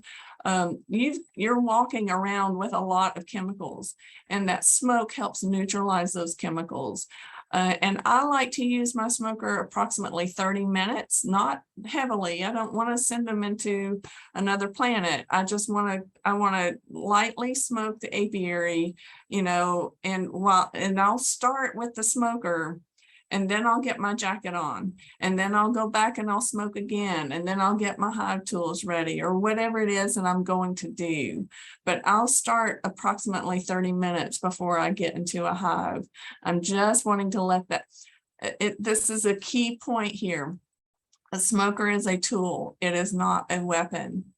And many people that I see as beginners do not understand that. It takes a while. You know, they use their smoker as a weapon. They'll get sparks coming out of that thing. Well, that just makes bees mad. That also increases the chances that you set your hive on fire. So, you know, there's some issues there that it takes a while to learn how to use a smoker properly, but it's essential. All right, let's move on. This is one of those things I've learned through the years. You won't hear a lot of people talk about it, but have a smoker box where your smoker can go in, you know, after you've finished using it. It can stay hot a long time. You know, have a fire extinguisher, you know, especially in July and August when conditions can be you know, you can have a lot of dry brush, you can have a lot of wind. It can be very easy to have a fire that gets out of your control. All right, let's move on. All right, bee veils, this is your friend. All right, I already mentioned that a hive is a collection of chemicals. One thing that I like always to have is my veil that you see me wearing here at a field day that we have with Commissioner Quarles. I want to hide, you know, the carbon dioxide trails, you know, because that's what the bees can pick up on. In a normal situation, a beehive is working in the dark. So they're using chemicals to communicate, and they can perceive me as a threat using my chemicals, which is the carbon dioxide that I exhale. So I always want to have a veil over my mouth and nose especially. They're not particularly interested in my elbow, although they will certainly, if they get mad enough, will sting me there. But most of the time, if I'm using my smoker, if I'm using my hive tool properly, and I have my veil, that's again in May, June, and July, that's sufficient protection. Now, by July and August and September, we're starting to get into times where floral resources can be scarce. We can have drought, and then it's a different ball game, right? Then I suit up a lot more frequently. You know, I'll wear jeans. You know, I'm not so likely to wear Tevas and open-toed shoes and things like that, like I sometimes can get by with in May. So you've got to be aware of what's going on in the environment before you get into your hives. What flowers are blooming? Are there a lot of flowers blooming, or is it just a few? I like to go into hives when it's sunny, preferably after 11 o'clock, after 10 o'clock, when the field force is outside the hive and that there are more nurse bees inside the hive. But sometimes I don't have that choice. If I'm taking a sample and I've driven to Western Kentucky or I've driven to Pikeville, I've got to do that job that day. And so I always have full protective gear. All right, let's move on. I feel like I'm a little bit behind here, so I'm going to go through here fairly quickly. As a beginner beekeeper, you need to have a queen right hive, and that means when I say queen right, we've got a queen here, and she's going to be laying eggs. The picture that you see in the middle, you can see the queen retinue around her. These are her daughters, and they will take her scent, her queen pheromone is what we call, and they pick that up on their antenna, and then they will go to their sisters and pass her pheromone to their sisters, who then in turn pass that to their sisters. And that queen pheromone keeps that hive calm. You know, there's other functions for that pheromone, but it's fundamental. It's a primer. It keeps the colony calm. Let's go on. And what you will want to do, in my opinion, beginners should use black plastic foundation, which is what you see here behind the beeswax cell. That's black plastic foundation. And if you look closely, you can see in the middle of each cell that there's an egg positioned there. If it is positioned directly in the center of that cell, that colony is queen right. And that then you know that you've got a healthy colony. Let's move on. And that egg will be fed royal jelly, and eventually it will transform into a larva and a pupae under once it gets past a certain age, they will cap that over so that the pupae can be protected under a wax capping. And what you see here then is what we call capped brood. That's the pupae is underneath that brood. It has not emerged yet, but the nurse bees are keeping it warm. All right, let's move on. You can get packages, you can get bees in 3 ways. I'm going to run through this really quickly because I'll talk a little bit about this in the second presentation. Packages are one way. They will show up this way in a little box with a can and a mated queen. All right, so don't let somebody talk you into selling a queen when this shows up. This typically tends to be less expensive than the other options. But there can be problems with packages, but this is a common way to get into beekeeping. Let's move on. They're very transportable, but you won't have your frames of beeswax, and that's gold in the beekeeping world. We call that foundation, drawn foundation, and packages really struggle if you don't have drawn foundation for a queen to lay her eggs in. If you're just starting out with blank foundation, the package can typically they can have problems. All right, let's move on. packages can also come with viruses, so can nooks. But this nook, I tend to recommend to beginners to start with, if you've never kept hives, to start with nooks, because you will in that box get 5 frames, just like we saw in the previous slides, of drawn foundation. You also have overlapping generations. You will have a mated queen and her daughters.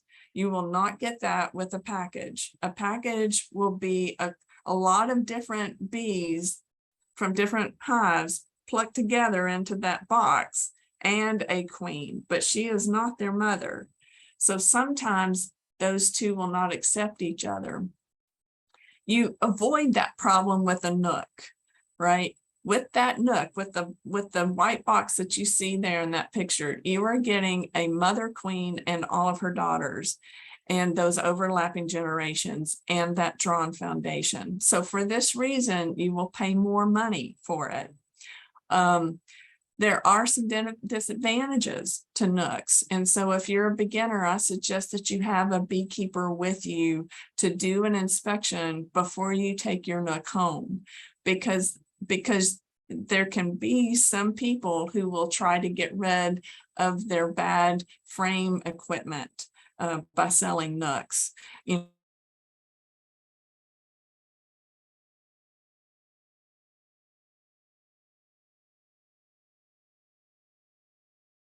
if you've never opened a hive before, and have somebody there who's representing your interest before money changes hands. All right, let's move on. I always, this is our apiary. I was just kind of, with this picture, what I was wanting to show was how the resources are used to create a nook. And what we do is pull frames from our existing hives and put into that white nook box. All right, let's move on. The third way to get started in bees is to catch swarms. And swarms are easier to catch in the spring. That's when healthy hives are beginning to, send out their mother queen, with their older mother queen, with their bees, and leave a young queen behind with some nurse bees. And swarms are great because they are typically tend to be free. People who are not beekeepers want beekeepers to come and pick them up and without charge. And I really like them because I think they tend to be healthier, especially if it's a spring swarm. They tend to have fewer problems. But let's move on. Having said that, it can be difficult to get a swarm. And I remind attendees always to never go higher than 3 steps on a step ladder to get a swarm, because even though they may be free, getting hurt is not free. I have known beekeepers who have broken their necks because they have fallen out of apple orchard trees and things like that. And it's just not worth it. Pay the money for a package or a nook if you need to. But, I think it's really difficult because, to me, swarms are kind of like catching fish, and you see a huge swarm and you just want to get it, and there's a thrill there, but you can hurt yourself. And so just realize that. They can come with small hive beetles. It's not like they don't come without any problems. They will have varroa mites with them. They will have small hive beetles with them. But most of our swarms in the spring are coming from healthy overwintered hives. And so I really like them, and I like to go catch them. Sometimes in July, a hive will throw out a swarm and it will be too small to make it to the winter. And so I'll go ahead and catch it, but I'll combine it with something else. All right, let's move on. All right, let's move on. That's a swarm. It speaks for itself. This is just some more equipment that can help. Getting a spray bottle with some sugar water, getting a line throw, which foresters use to help pull the tree limb to you. If you are going to catch swarms, you're going to get ticks. So make sure that you have tick repellent and wear a full suit if you can. All right, let's move on. Here are some more just tools that I've taken while I'm in the field. Let's move on. I like this strategy of using an Austrian pine. We put a lure. Somebody has said about a lure in the chat room. What we do is buy a Swarm Commander. It's available at bee vendors, which I talk about in my second presentation. We dip a cotton ball in that and then put that at the very top. And that you can see the difference. I mean, there's only 8 feet between that pine and our apiary. We know that there's going to be some hives that swarm. We don't know which ones, but this helps us catch without having to, you know, get on the back of a truck or anything like that. We just pick up that limb and drop it into our equipment. And that equipment does have drawn beeswax foundation in it to keep the bees there. Let's move on. Just another picture showing you how this works. That limb is in PVC pipe, which we keep full of water so that it stays limber. And then you can see in the polystyrene hive that 2 frames are drawn foundation. You can tell that because it the wood is darker. And that is my alarm going off, reminding me that it's 11 o'clock and that Dr. Harper is up next. But I'm not sure that, I don't think that we have too many more slides. So let's go ahead and roll through here. I mentioned polystyrene because they're less weight, but many people start with 10 frame woodenware. Now the cost is about the same. And I just like to remind, because woodenware is so expensive. Oh, thank you, Brock. I see your message in chat. Woodenware has gotten so expensive because of COVID and supply chain issues that it's about the same amount of money for polystyrene as opposed to your woodenware. And my husband and I are in our 50s. We are no spring chickens, so we have to consider our backs. And I like to just remind people that polystyrene is an option, because I think sometimes when you go to a beekeeping school and you see vendors, you think, oh, I have to get woodenware. I have to get 10 frame deeps, and you don't. So that's where that year, just taking a year to go to beekeeping schools and bee associations, picking up different things and trying on different jackets and things like that, that's where that will pay off. You know, even with polystyrene hives, you do not get out of the weight factor. In the middle of July, one of those 6 frame polystyrene hives will weigh, you know, approximately 60 pounds of honey if it's capped out of honey on both sides. So just realize that there's no perfect hive out there. I've been doing this since 1997. I've tried them all, but that's something for you to consider. All right, let's move on. I don't recommend that beginners start with a flow hive. I know that there is a lot of information on social media about them, but they are expensive. What do I mean by expensive? A 10 frame deep will typically set you back, you know, about 70, 80 bucks. A flow hive is 700, and it's difficult to monitor your small hive beetles and varroa mites.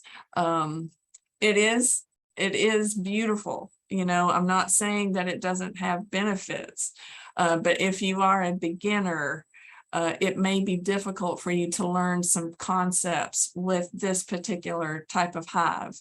The other thing, at least in the early models of a flow hive, we'll go to the next slide and I'll show you what a problem can be. There had been a problem in the design which would allow a gap between the lid and where the bees are. And so what the bees would do, if you're looking at this picture, on the right-hand side, you can see that the bees filled that gap with beeswax. And that's something that we beekeepers call burr comb. And so they built out this burr comb because bees don't like to have exposed space. It makes them vulnerable to diseases, to robbers from other colonies, to, mice. So they will build out burr comb if there is exposed space. And so that's what the first design, that was a problem with the first design. So I'm sure that they've worked through that now.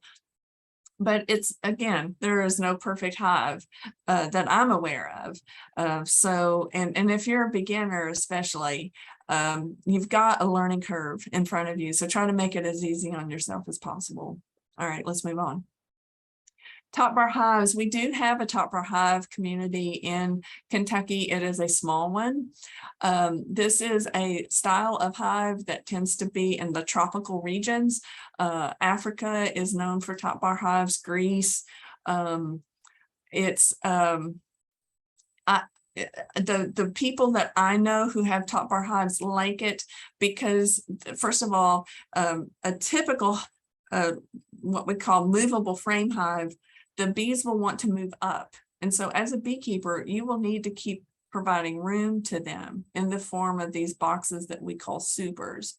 But top bar hives, the bees move horizontally. And so they will move across the frames.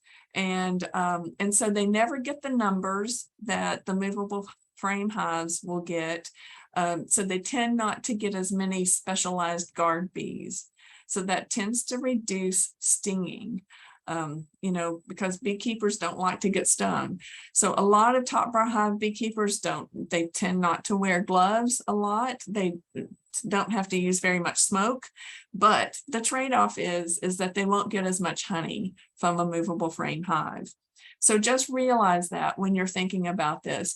Top bar hives appeal to people who are wanting to do organic honey because the bees have to produce their own beeswax instead of using the plastic foundation, for instance, that I was recommending beginners use. The other thing is that you can make top bar hives very easily. There are dimensions and plans out there for people who are really, who have good carpentry skills. It doesn't take a lot of money. And that's a real benefit for people who are in poor communities. This is a great hive for all kinds of reasons. And that's one of them, is that there's not a lot of money being expended for equipment that's manufactured offsite. All right, let's move on.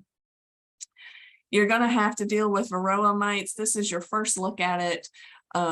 Do not be fooled by people who say, oh, I don't have them, I don't see them. They have been a ubiquitous pest throughout the United States since the 1980s. I won't get into it here, but this is what it looks like. It breeds in the pupa stage underneath the wax capping. It not only is a problem at that stage, because what you see in the top picture is a pupae that is, a mite, two mites are feeding on it, but it also stays with the bee. It affects the bee at every stage of its life. So what you see on the bottom is a forager bee that has a mite underneath its left wing. And at that stage, when you see mites like that, I have to tell the beekeeper, the colony's dead. It just doesn't know it yet. When I'm seeing mites on the backs of bees, the population there is too high. Let's move on. So the other tool that you will need as a beginner, is strongly recommend, is that you get this Varroa Easy Mite Check. And it sounds advanced for a beginner beekeeping presentation, but this is one of the skills that you will want to have as you begin your journey. And I won't get into the details here, but what you see on that left-hand side When you see a mite drop like that after you've sampled your bees, that hive is dead and it doesn't know it. That's way too many. You should never have more than 9 mites. Let's move on. There's some tools out there that can help you assess which treatments to use depending on the season and depending on what that mite checker tells you. So, you know, you saw a lot of mites in that sample. And so then on this question here with this decision tree, you would click yes, right? Sometimes if a hive is just swarmed, you won't have very many mites. And so you could click no, and it will lead you through a decision-making process that helps you take care of your bees. And that's free, right? That's a free resource that's available. Let's move on. You know, I can't stress this enough. Things will go wrong. I think beginners have a hard time accepting that, but there are diseases that affect beehives, and sometimes that can happen in your first year of being a beekeeper. So I would suggest that you invest in diagnostic kits. There are 2 available for American foul brood and European foul brood. Have at least one of each of these diagnostic kits and make sure that the date has not expired. Okay, let's move on. Here are just some generalities. You want to make sure your first year that you are providing enough food for them. They do need 60 pounds of honey here in Kentucky by November to get through our winters. We've already talked about mites. You want to assess that hive on a regular basis, invest in your education, and go to bee associations. I'll be talking about bee associations and grants and the presentation that I will give after Dr. Harper's. So I'm not going to entertain questions now. I'm just going to stop sharing here. And I'm going to try to stop sharing. Oh, I forgot. I'm not in charge, am I? It would be Shad. I am not. He went to sleep. I am not driving the car here. I wondered what you were asking about, so go ahead. Tammy, Thank you so much, Tammy. I appreciate that, and I especially appreciate you talking about getting stung. I mean, it doesn't matter how well you're protected. These new beekeepers out there, you're going to get stung. I mean, Sure. You'll have a mean bee that'll follow you around for a half a mile that stings you. So be prepared yeah. for that. there's a couple of questions to Tammy real quick. Okay, go ahead. Tiffany wants to know if you find a swarm nearby, are there ways to entice them to settle into a hive? So old timers like my grandfather would go grab a pan and beat it. We call that tanging. And the research is out there 50-50 whether it works or not. What we try to do is just to make sure that they get that drawn foundation with honey. If you can get close enough to the cluster and put that frame in the middle of it, then they will crawl right onto it. The smell of honey attracts them. And so sometimes that can work. You know, I've just seen a lot of different, you know, beekeepers have a very creative ways of trying to get swarms. And so, but don't, again, don't put yourself in harm's way to get a swarm. As much as I love bees, in terms of monetary value, at most, they are really only worth about $150 on a good day. So don't, you know, don't put yourself in a situation where you're putting a ladder on top of a truck and, you know, because I see these things, you know, and then I see in somebody's asking about adding a couple of things. We've got Dr. Harper here. You're welcome to add them to my presentation after Dr. Harper gives his. I think that's Missy. If you can hold off that long. All right. Let's do that. We'll move on. If you want to go ahead and introduce Dr. Harper, we'll get started. Then we've got time for questions afterwards. So we'll Okay. catch up on what we got. So thank you, Tammy. All right. Well, okay. I appreciate everybody's patience with me.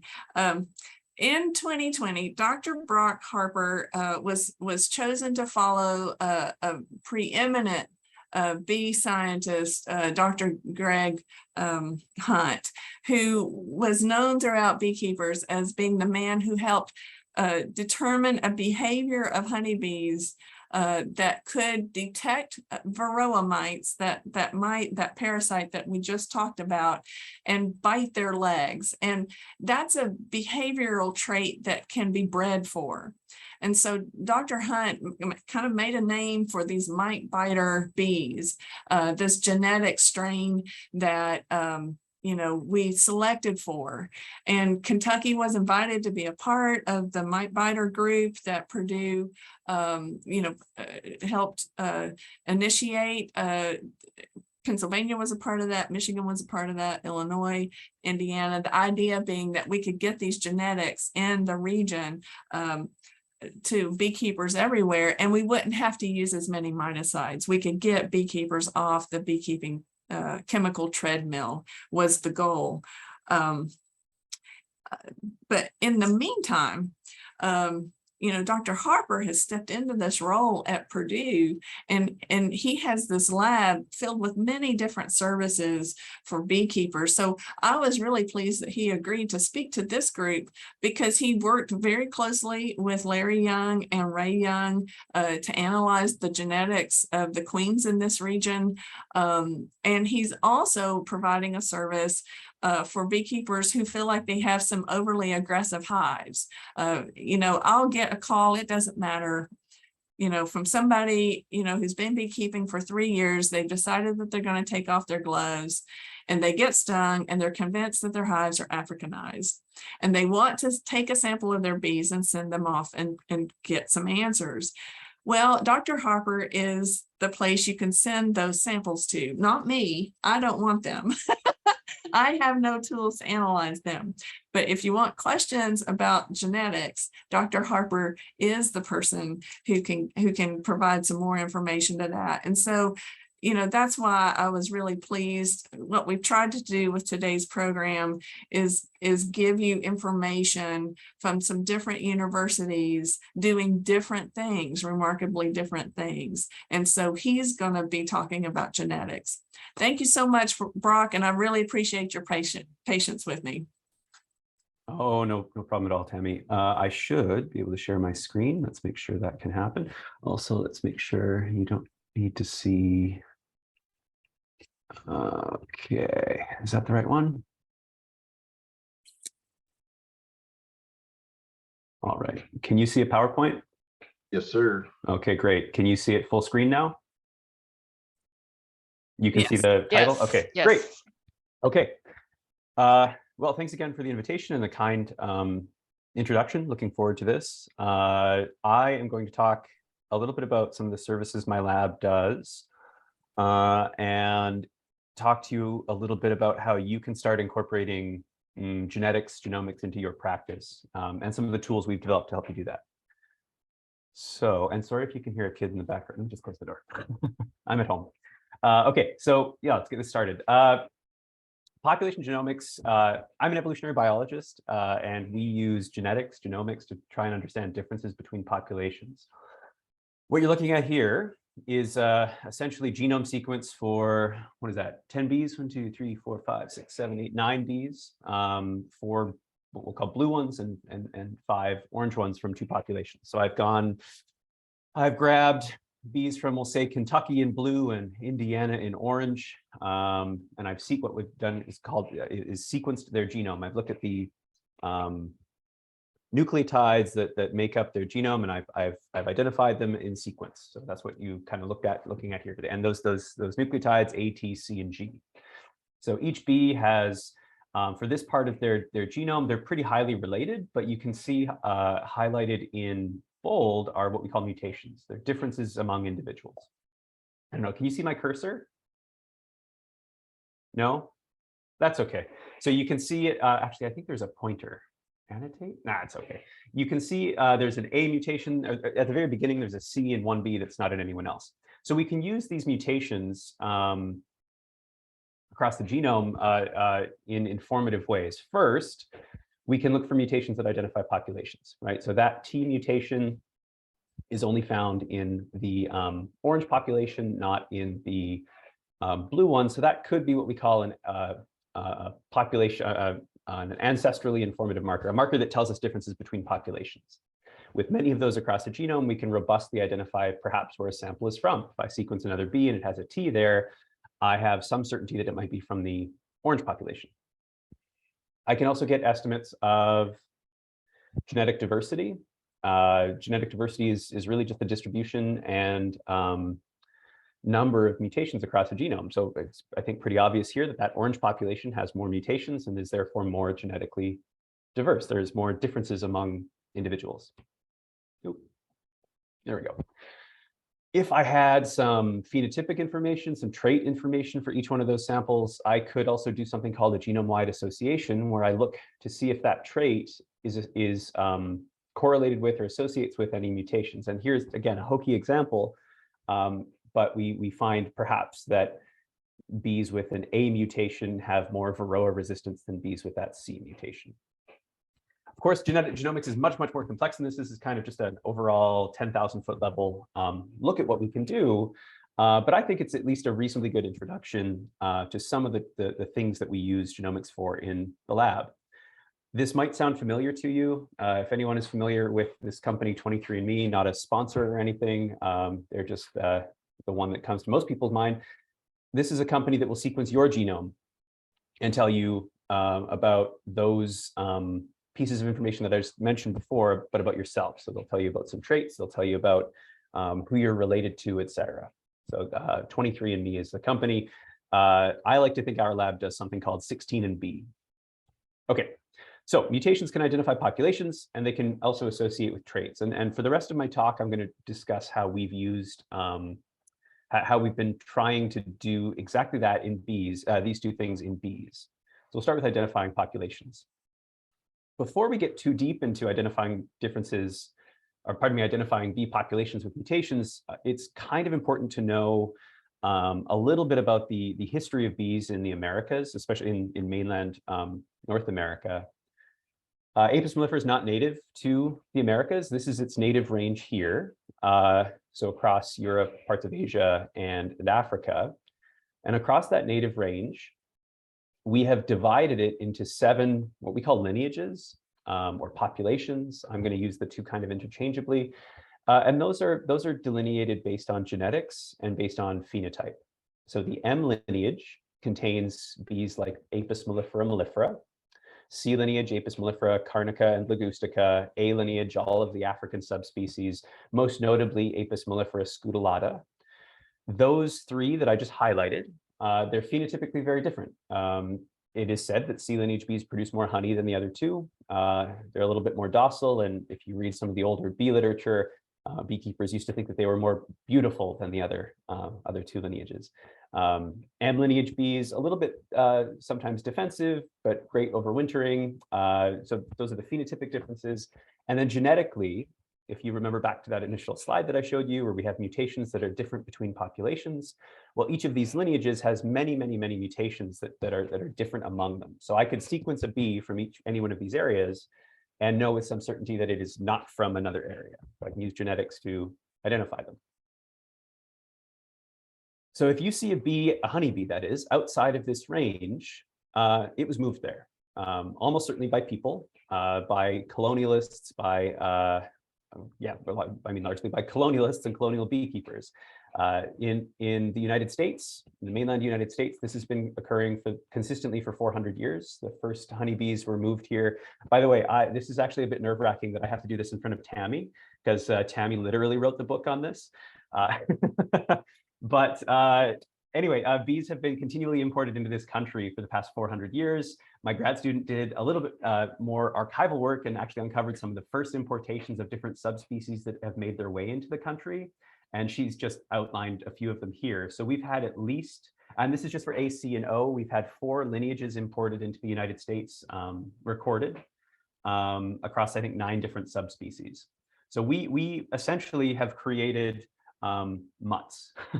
Our bees in North America are kind of a mix of these very distinct population groups or lineages. Now, what's nice about that I'll go back. What's nice about that is we can use genetics then to identify where, identify which bees ours here in North America are more related to in their ancestral range. So are they more M lineage, C lineage, and how does that parse itself out across the country?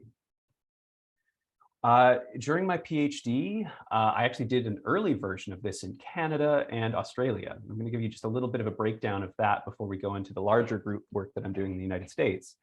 What we found is that it takes just as few as 91 mutations that are different between those lineages to identify ancestry of bees in North America. So we made this thing called a SNP chip that looks at those mutations and tells you what they are. And then you can use those to identify relatedness of the sample that you sequenced and compare it to the bees in their native range, essentially asking the ancestry of a population. We provided this as a service free to beekeepers. So essentially we made 23andMe for bees. I would send you a kit, you would send me back bee samples. I didn't have Google funding, I still don't, still working on it. But so my kit wasn't quite as nice, but I put together 1,600 of these kits that you see on the left there. They included a sampling information sheet, a little bit of safety information, and a brief survey, and a signed pre-addressed stamped envelope, so you could send it all back to me. I sent 1,600 of those out to beekeepers across Canada that all signed up. We had, there we go. So I sent about 1,600 across Canada to beekeepers who were interested. We had 52% of those return. A little bit disheartening when I only get 50% back, but realized that some government surveys in Canada have about a 1% response rate. So 52% is fantastic, we'll take it. We received those samples, admit that person, there we go. We received those samples, and along with those samples came some other really nice, delightful things. Beekeepers sent us photos of themselves collecting. This is a gentleman in Kelowna, British Columbia, showing off how productive and docile his colonies were as he collected for us. This is Northern British Columbia. This is actually at a university, the University of Northern British Columbia, with their master beekeeper, and he's teaching students how to beekeep and then also how to sample for me. Blog posts were written, wonderful blog posts were written about this. Lovely little notes came as well. This is probably my favorite one. This gentleman filmed himself collecting bees and he put it to music. He collected bees with chopsticks and then he actually jammed them into the tubes that we sent. So he filmed himself collecting these bees and put it to music. And the music, of course, is Chopsticks by Liberace. Fantastic piece of YouTube if you would like to watch that. Our sampling essentially came back to 852 some odd samples from across Canada. So this is our distribution here. We hit pretty much every major beekeeping hub. We hit every province and one territory. So fantastically distributed sample set for us to look at. I mentioned that we wanted to, there was a great team of students that actually helped with this. This isn't a one-person show. We had about 5 undergraduates and 2 graduate students working on this. These folks collected the metadata, extracted DNA, and then at the end of the day, provided me with a data set where I got to analyze ancestry. Now, just so we understand what ancestry is here when I'm mentioning it, this is a fake example, but if I sequenced the genomes or looked at those 91 mutations that I mentioned at the beginning and asked how those 91 mutations kind of pan out in who they're more related to. If I did that for a bee from Italy, a C lineage bee, I would find that 100% of those 91 mutations are highly related to C lineage. If I did that for a melliferan bee, I'd have 100% for mellifera, and A lineage bee, 100% A. So that's CMA. Those are my kind of expectations for my 91 mutations. If I did that in a Canadian or any other bee sample, I might find something different where about maybe 70% of the genome is related to C and the rest M or A. So I show this, and I hope that makes sense. If it doesn't, we can come back to it. But I show this because the real data set is a little bit daunting. So this you're looking at, each individual line is one of our 800 bees, and you can see the distribution of ancestry across those samples. There are some takeaways here. First, Canada's bees are largely C lineage. I think it was about 63% on average C lineage ancestry, with the rest mostly being M lineage and then a little bit of A. We'll talk about A later. So our bees were largely Italian. I said we sent a survey to beekeepers. Included in that survey was a question of what they thought they were keeping. What kind of honeybee were you managing? Most beekeepers, of course, reported Italian, so on average, they're right. But we had a few folks mention that they were keeping Apis mellifera mellifera because their bees were much darker than their neighbors' bees.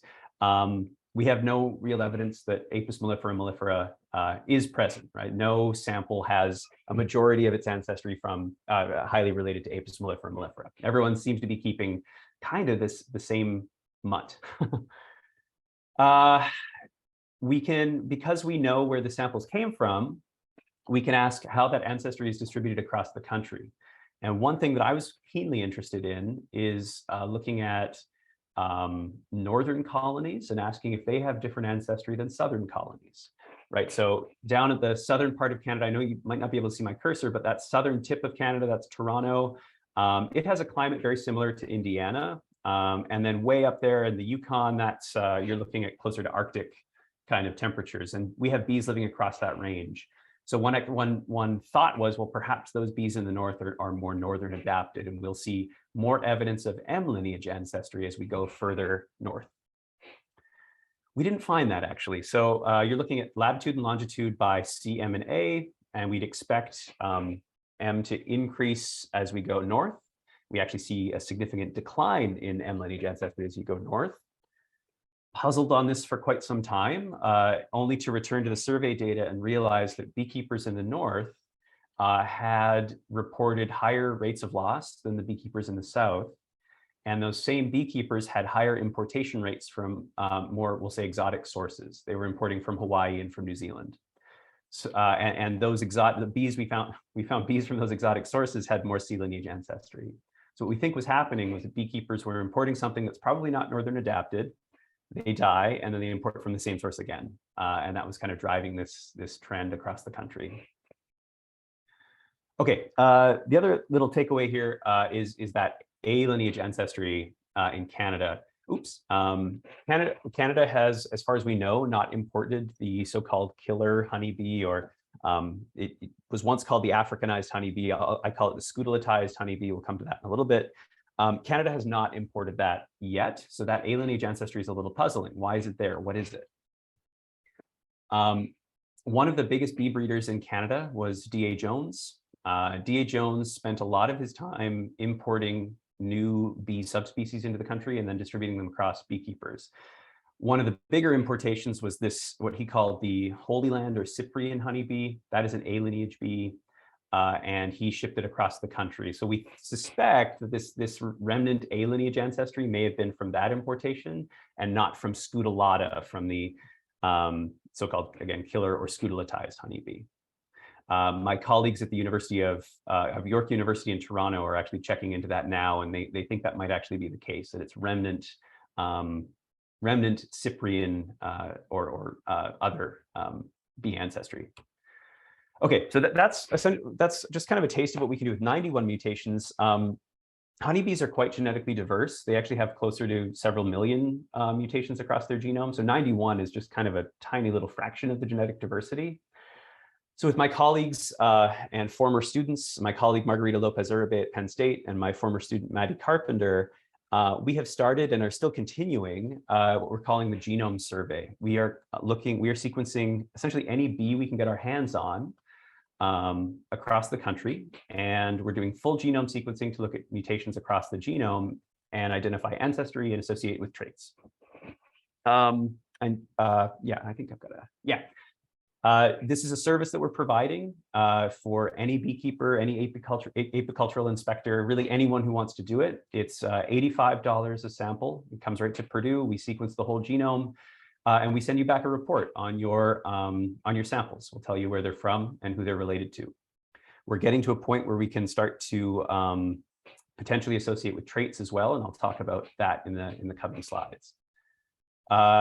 Right, so we've kind of hit a little bit of a landfall recently with some funding. We've got additional funds to keep this going for quite some time.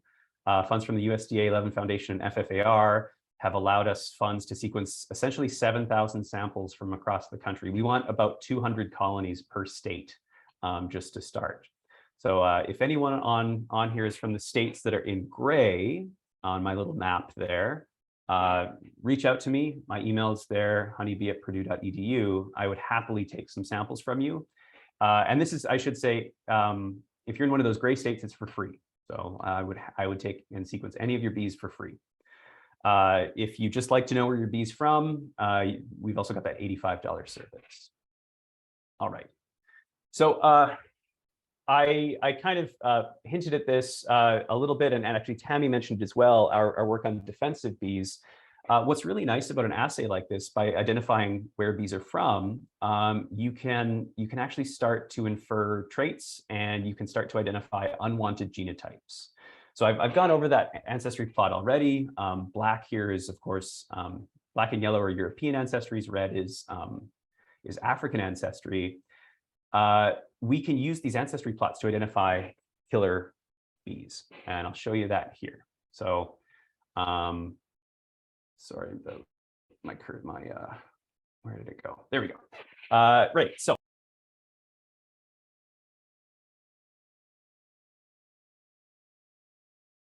Sorry, I muted myself. How long was I muted? Just a moment, I hope. Just a second. Okay, good. I was moving the little thing out of the way, and I think I hit mute. Okay, so we can pretty robustly identify scutelatized or killer honeybees using this assay. What we do is set a threshold for A lineage ancestry, that red bar across the plot. In previous trials, we found that no bee that was highly defensive and had African mitochondrial genome sequence had less than 20% of its ancestry from A lineage. So basically, if it has 20% or more, it's probably a scutelatized honeybee and an unwanted genotype. It's probably going to be defensive. We've tested this in a few different populations, and it's something that we're still doing, but I thought I'd share this recent data set from New Mexico and Pennsylvania. So Pennsylvania, as far as we know, doesn't have scutelatized honeybees, and you can kind of see that in the sequencing. So most of them are C and M. There's a little bit of A introgression there, but not enough for us to say that they are scutelatized. Jump then to New Mexico on the left. We know New Mexico has scutelatized honeybees, and we can see that pretty clearly from our sequencing, that big red bar. I've highlighted a few cases there as well in New Mexico. We have 2 colonies from a beekeeper recently purchased from Hawaii, and they follow quite nicely as being C lineage, European. And we have a commercial bee breeder as well in New Mexico who has been breeding against defense response. So we can see again quite nicely that he's got a little bit of scutelatization, but mostly his bees are European. I think if I go like that, yeah, good. This pans out quite nicely with mitochondrial sequencing. I believe in New Mexico, the ones with bars underneath, we actually had those confirmed mitochondrially, so your standard Africanization test, and indeed they had A lineage mitochondria. So our test works very well compared to old industry standards. I think what's kind of neat about our test, though, is that we can kind of refine it a little bit more and try and identify not only the bees that have ancestry associated with scutelatization or with killer bees, but we can identify those that would be most likely to be defensive. So what I've done here is I've got a plot of A lineage ancestry on the x-axis, just that size of that red bar, and on the y-axis, a defense score. So those bees in New Mexico, one of my colleagues went out and robustly tested their defense response for a few months, and she kind of came up with an average score from 1 to, I think it's from 1 to 3. And anything above 2, she classifies, or they classify as scutelatized, something that's kind of dangerous to work with. And what we find is most of the bees with more than 60% ancestry, A lineage ancestry, are much more highly defensive. So we can get a little bit more, we can refine our estimates just a little bit more by incorporating phenotypic information and ancestry information. Okay, great. So I think that kind of leads nicely into how we can go from identifying populations, so identifying the ancestry of samples in bees and identifying scutelatized or killer honeybees. I think this, and teasing apart defensive scutelatized versus non-defensive, I think this leads nicely into identifying mutations associated with traits. My favorite trait to talk about is one that's been well characterized for many years. It's hygienic behavior. You're looking at hygienic behavior here. It's the ability of a nurse honeybee, of nurse honeybees, I should say, to detect, uncap, and remove dead or infected larvae from a honeybee colony. So you're looking at, as I said, you're looking at it here. What's happened is beekeeper has taken out capped brood, put a soup can over top of it, and poured a hollowed out soup can over top of it and poured liquid nitrogen into it. So it effectively freeze kills all the brood underneath. And then they let it thaw and put that back into the colony. 24 hours later, you come back and you count how many of the cells had been fully uncapped and removed. So this colony is not particularly hygienic. We actually score hygiene based on the percentage of cells fully removed, so in 24 hours. So this is not a very hygienic colony, but you can at least see it in action, right? You can see fully excavated cells. You can see some in the process of being uncapped, and you can even see nurses inspecting some of them. So this is hygienic behavior. It's of interest to beekeepers because it is associated with lower rates of bacterial infection, and in some populations, lower varroa as well. It's the focus of several bee breeding programs around the world. For me, it's quite interesting because it's highly heritable, and it's highly variable, it's highly heritable, which means that it should be or is amenable to looking for genes underpinning it.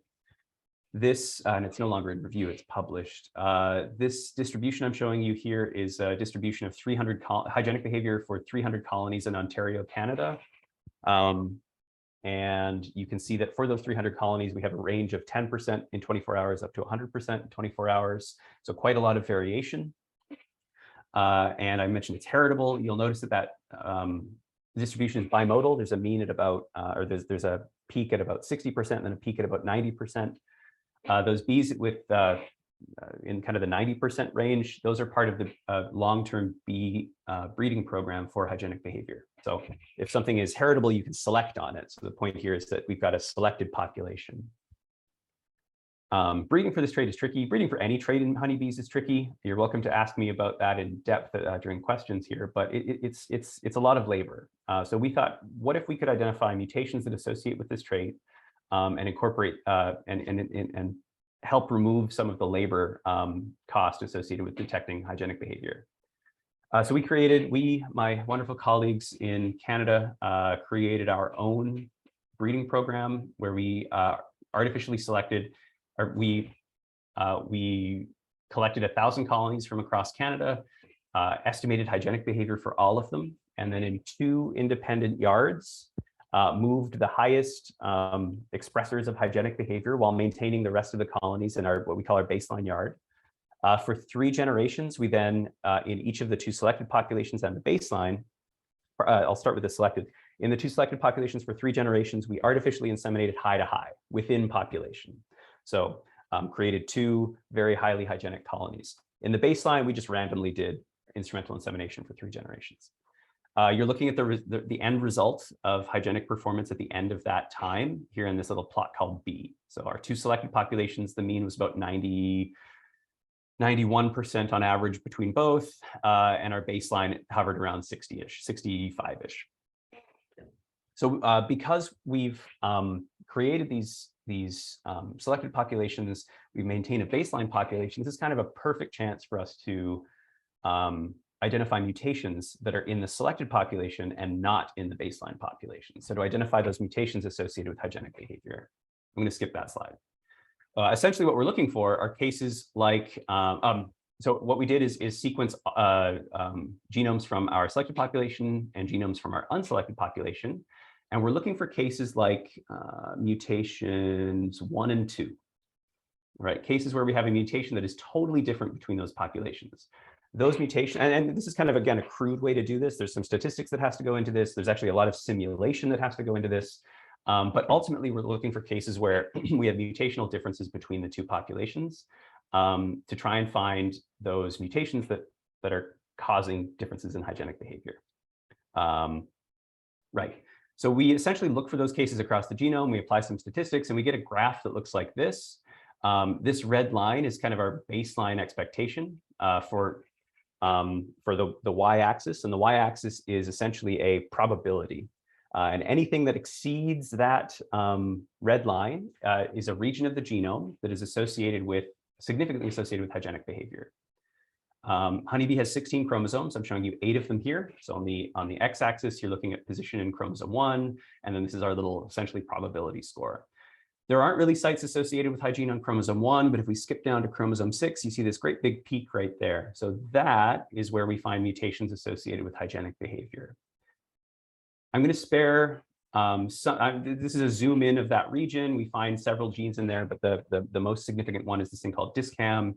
It's a gene that's involved in neuronal development. But ultimately, we found 93 genes total associated with this trait. And just by looking at mutations in those genes, we can pretty robustly predict whether a colony would have been hygienic or not. I'm going to, oh, I did already cut those details. Perfect. What's kind of neat, I mentioned, as I've kind of probably beaten you over the head with at this point, our bees in North America are mutts. They're from many different source populations. And what we found in the case of this study was that the mutations that were associated with hygienic behavior probably originated from C lineage bees, so either Italian or Carniolan bees. So those mutations that were selected on were more related to C lineage than anything else. So it looks like probably the importation of C lineage bees brought with it higher expression of this trait. So kind of a neat little evolutionary story there. Okay, so this is kind of an older study. I think I did miss a slide here, but that's okay. This is an older study. We're now having beekeepers send us bees from all over North America, all over the Americas, all over the United States. And when they send a sample, sometimes they point out oddities to us. We've had samples come from Kentucky. We've had samples come from Georgia, where the beekeeper reported drones that had white eyes. You can see those there. The one from Kentucky we've called Kentucky, and the one from Georgia we called Castro because the queen looks like a huge cigar, and we thought that was funny. So we've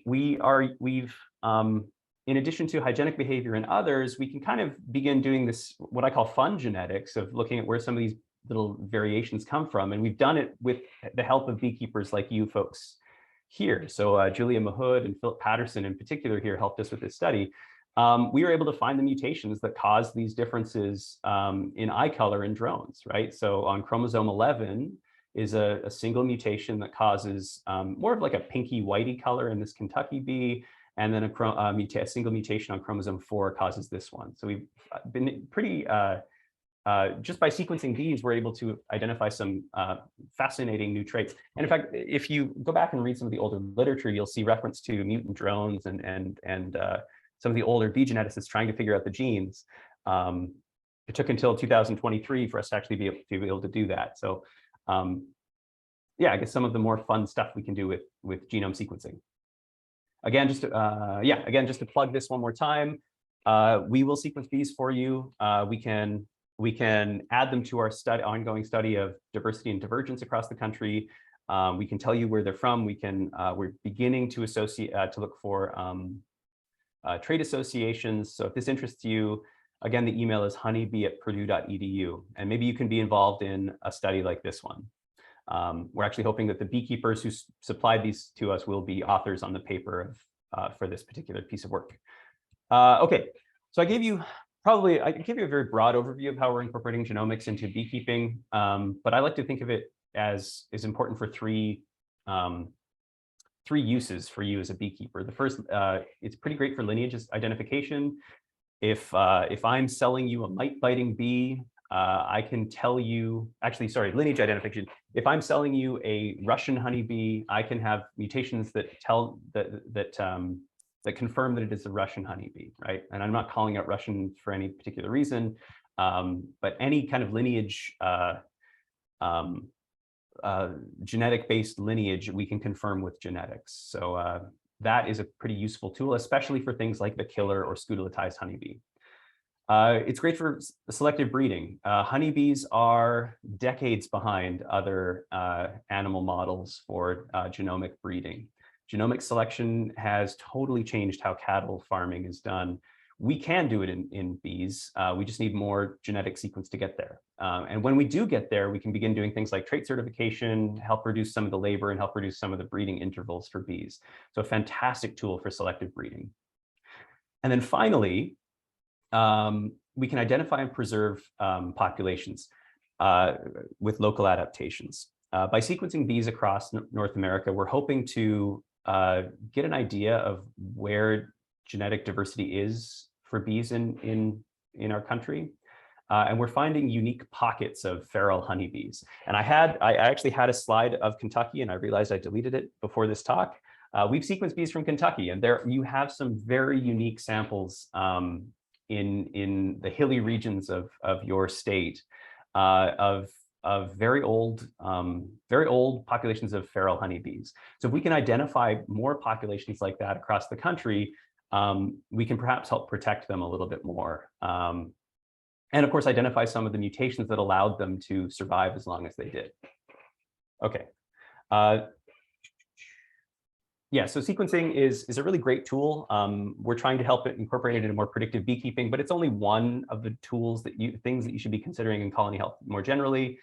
Where your colony is located is something important to consider.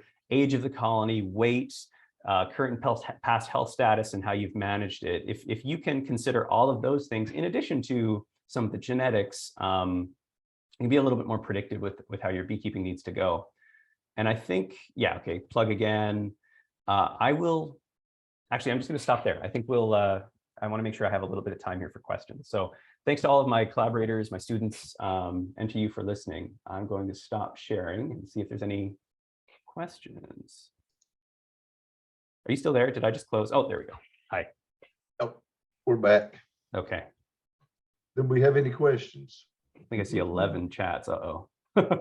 There's some in the chat box. I'll tell you, yeah, Dr. Harper, that was amazing. I understand now why I got a C in genetics in college. It's a lot of work.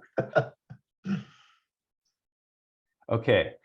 So Laura Sparkman, I did say $85 per sample. Yeah. So if you're from any part of the country that I had there in gray, really most states, you can send us an email, honeybee@purdue.edu, and we can talk about sequencing your samples for free. But if you're just curious and you want to get some sequencing data, then yeah, it's $85 per sample, and you just have to ship it to us. You're doing some work with the Ray Young, some of his bees that was here in Perry County. Larry Young, yeah. So I mentioned, and I'm sorry I pulled that slide. Of all the slides for me to pull when I'm giving a talk in Kentucky, I pulled the slide about Kentucky.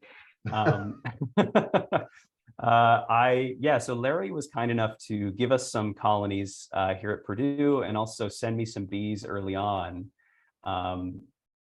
And we found that there are what I'm calling them survivor stock because they are just uniquely different from anything else we've sequenced. They have no evidence of alienage ancestry, no scutelatization, which is usually an indicator of that a population has had recent introgression into it, right? The Africanized or the killer scutelatized bee has been in this country since 1994. You can usually see alienage ancestry in any bee sequence. If we don't see it, that usually means the population is pretty isolated. And that's what we're finding in populations of bees in Kentucky. They also have more, they're more related to Apis mellifera than anything I've sequenced in North America. So those two pieces of information together suggest to me that they're pretty old. Yeah, that's what we heard. Yeah.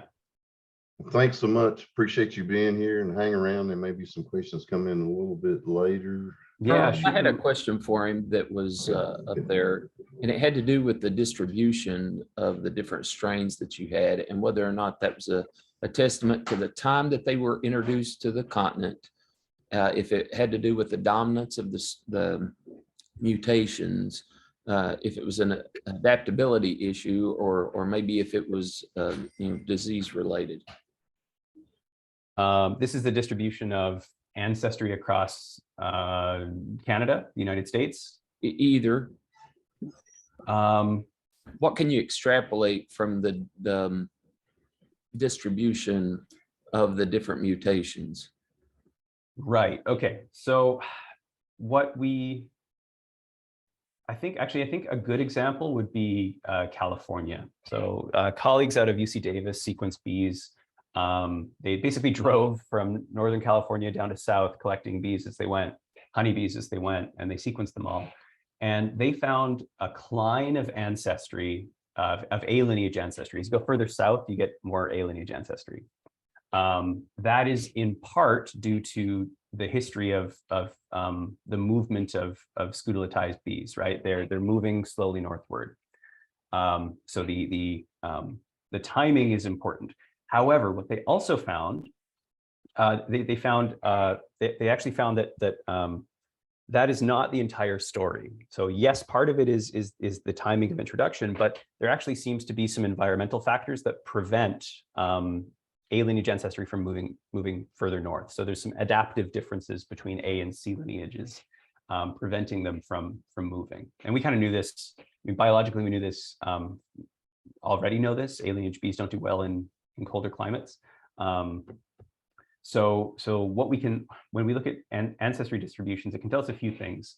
And those few things are either it could be quite simply that it is just a matter of timing of introduction, or some kind of selection going on. Does that answer your question? I think I answered your question by just telling you, genetics can tell us the two things that you mentioned, but hopefully that answered it.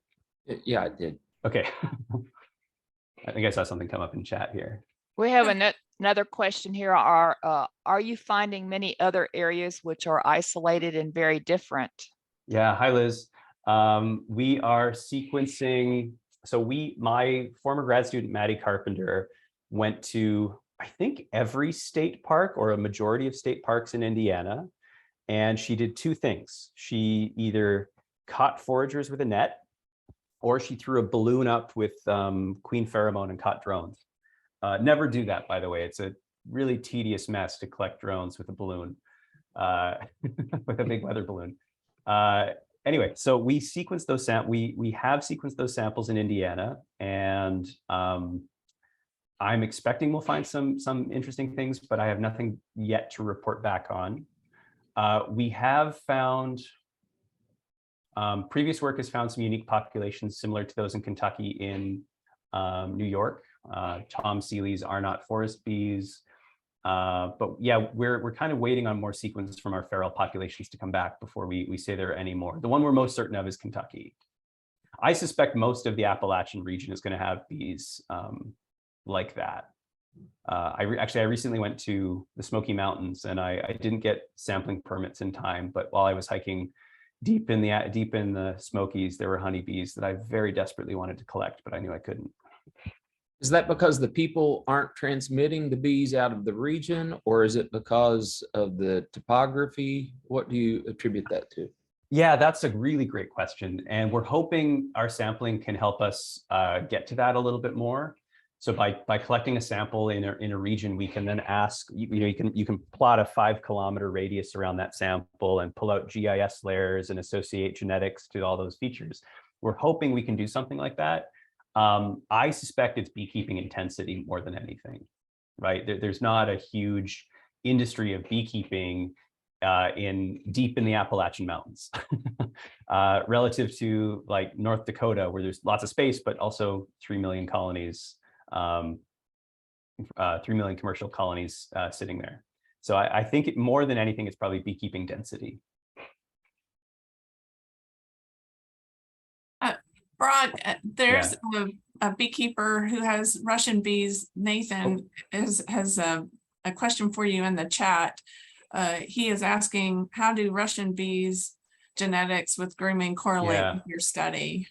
So I haven't, well, I guess to answer your question, I haven't sequenced enough Russian colonies yet to really answer that effectively. We just need more in our data set. I think right now I've probably only got 5 from the United States, 5 colonies that are Russian. So I can't really answer it yet.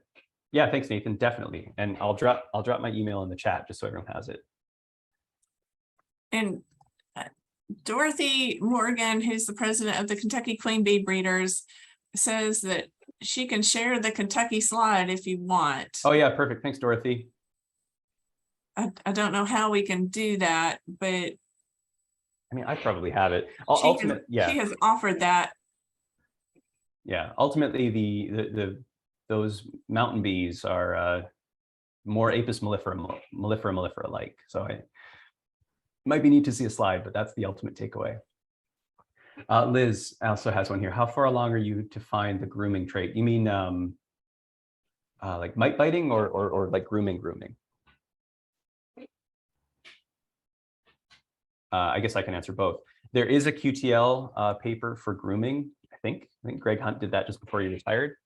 So they have found some regions associated with it. I haven't gone back and confirmed that with the genomic sequencing yet. And then we are hoping to do it with mite biting, but mite biting is a very difficult trait to work with. It's great for mite resistance, but gosh, is it a tricky trait to quantify on hundreds or thousands of colonies. So I suspect in the next 3 to 5 we'll have mite biting, but it's been a pretty tricky trait to work with. I see. Oh, go ahead. Sorry. Well, Dorothy had asked, what is the turnaround time for your analysis? Yeah, we're at 6 to 8 weeks. Yeah. That's quick. Yeah, it could be quicker. Yeah, I still wish it was faster. We're doing some things to make it faster. We hit some fun speed bumps along the way that I guess I didn't anticipate. The size of the honeybee genome is quite small. It's about 10 times smaller than the human genome. So we're benefited in that regard that we don't need as much computational space for a single honeybee genome as you do for a human genome.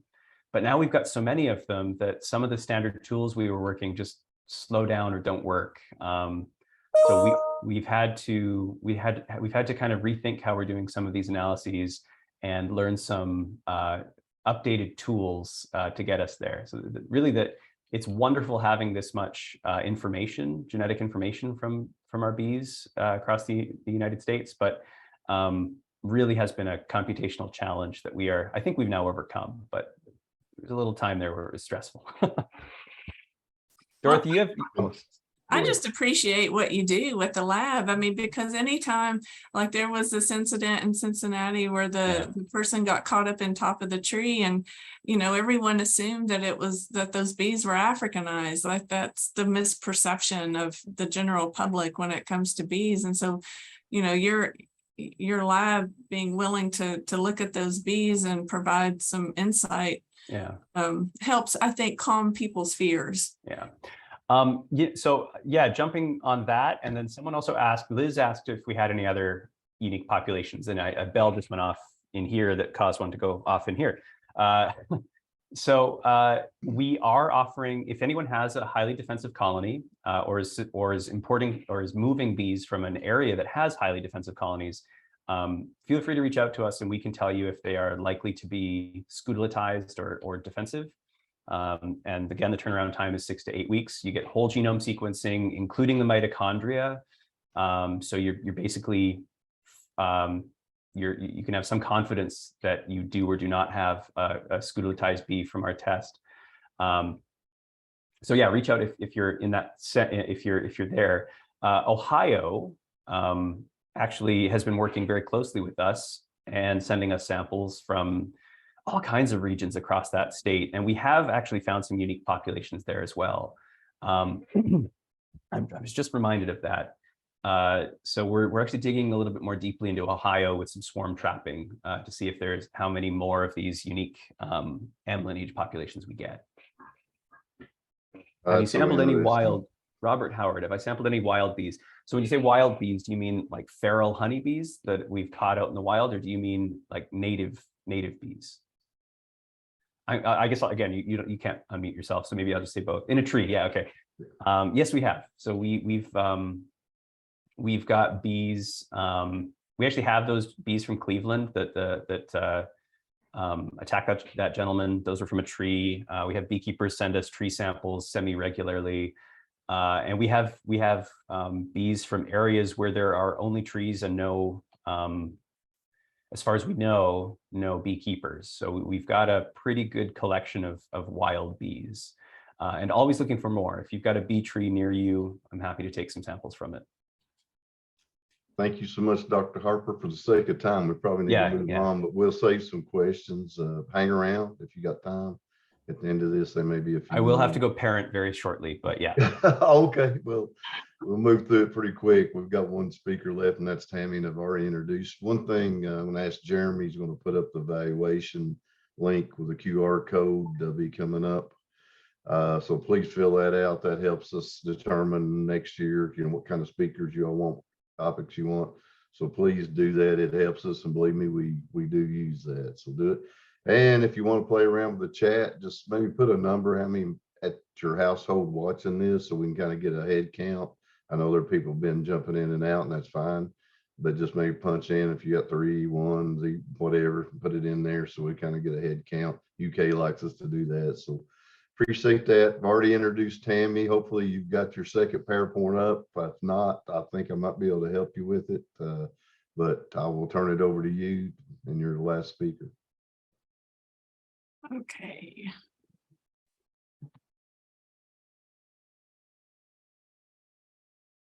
Well, I'm trying to.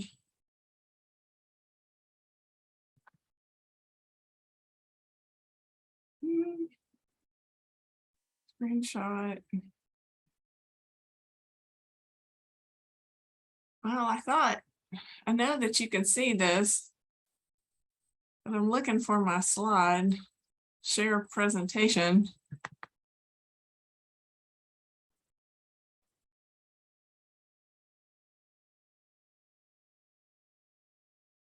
So what I wanted to do with this presentation was to give you some more resources. And I find that sometimes it can be difficult to kind of, when you're dealing with beekeepers, well, hold on for a second. I don't know what is going on today. Let me try, see if I can pull mine up. Sure. I mean, I can, what's not in the slide that or the presentation that I sent to you, Shad and Jeremy, was that there is on the, let's move to the next slide. This is a shorter presentation. So those I think Missy had some things that she wanted to say, and then Kenny had some information about a beginner beekeeping grant at KSU. So we can get those folks in at the end of this. But the beekeeping schools that I was talking about at the, while we were kind of in between speakers earlier, Greenup County High School is having one February the 11th, and that's from 9 to 3. And your contact person would be Carrie Davis. And the $15 fee does include lunch, and that is in person. And the other one is the Bluegrass Beekeeper School. That's March 11th. There are other beekeeping workshops and things like that, but those are the two that have reached out to me. And of course, I'll be at the Bluegrass Beekeepers one March the 11th, in addition to Kenny. And again, there are quite a few other speakers, but the main speaker is the University of Florida's Cameron Jack.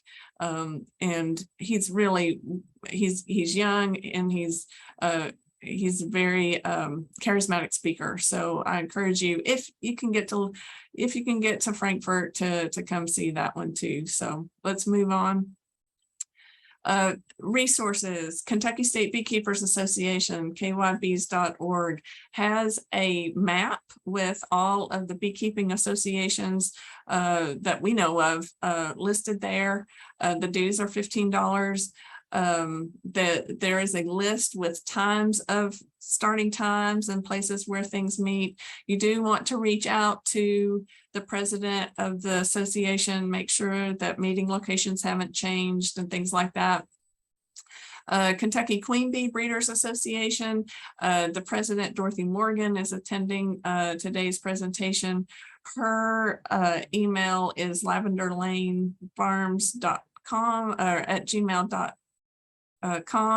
And that particular association is really concerned with the genetics of our queens in the state. And, they have a little group called the Feral Swarm Chasers that go out and collect bees from old cabins and trees and things like that, and do a lot with grafting.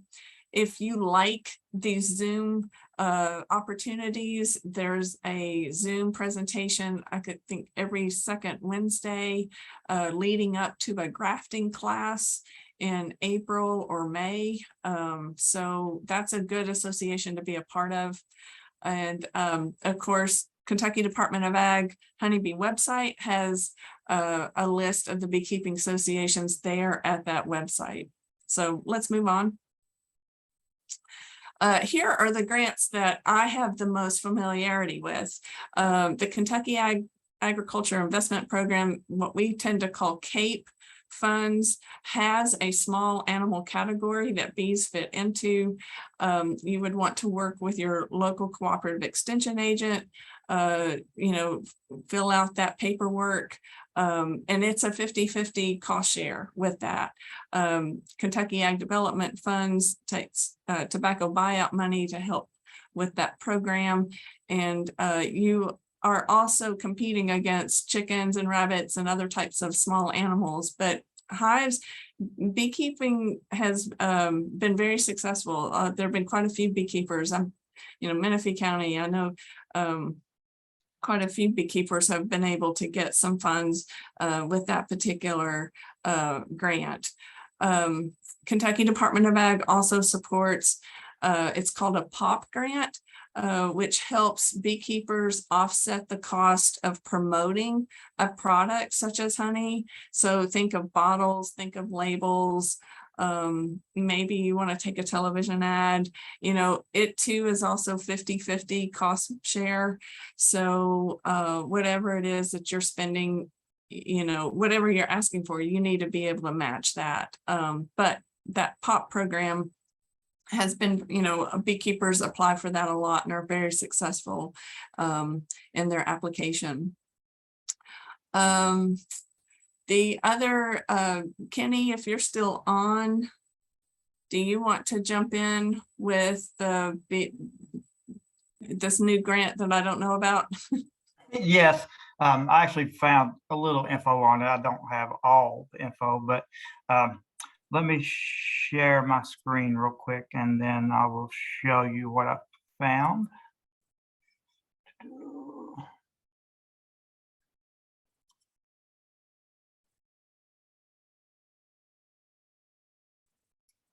Yes, let me. Go ahead. I'll stop sharing that. I'll allow you to do it. Everybody see this? Yes.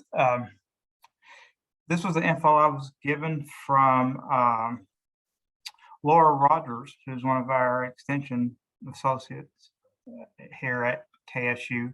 And she said that this is for a beginner beekeeping program, and they are certain things that the beekeepers have to do for this grant. I know there's an application you got to fill out and everything, but this is the contact here, Kevin, and I put his phone number and info for his email here at KSU, and he works with the land grant program, not here in Frankfurt, but anyway, that's what I have, and I've copied this so I can paste it up into our chat too for those who are interested. All right, thank you. Yep. All right. Go back to next slide.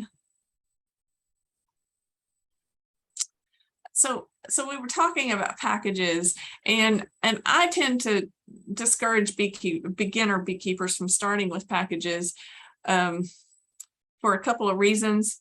A lot of things can go wrong that are out of the beekeeper's control.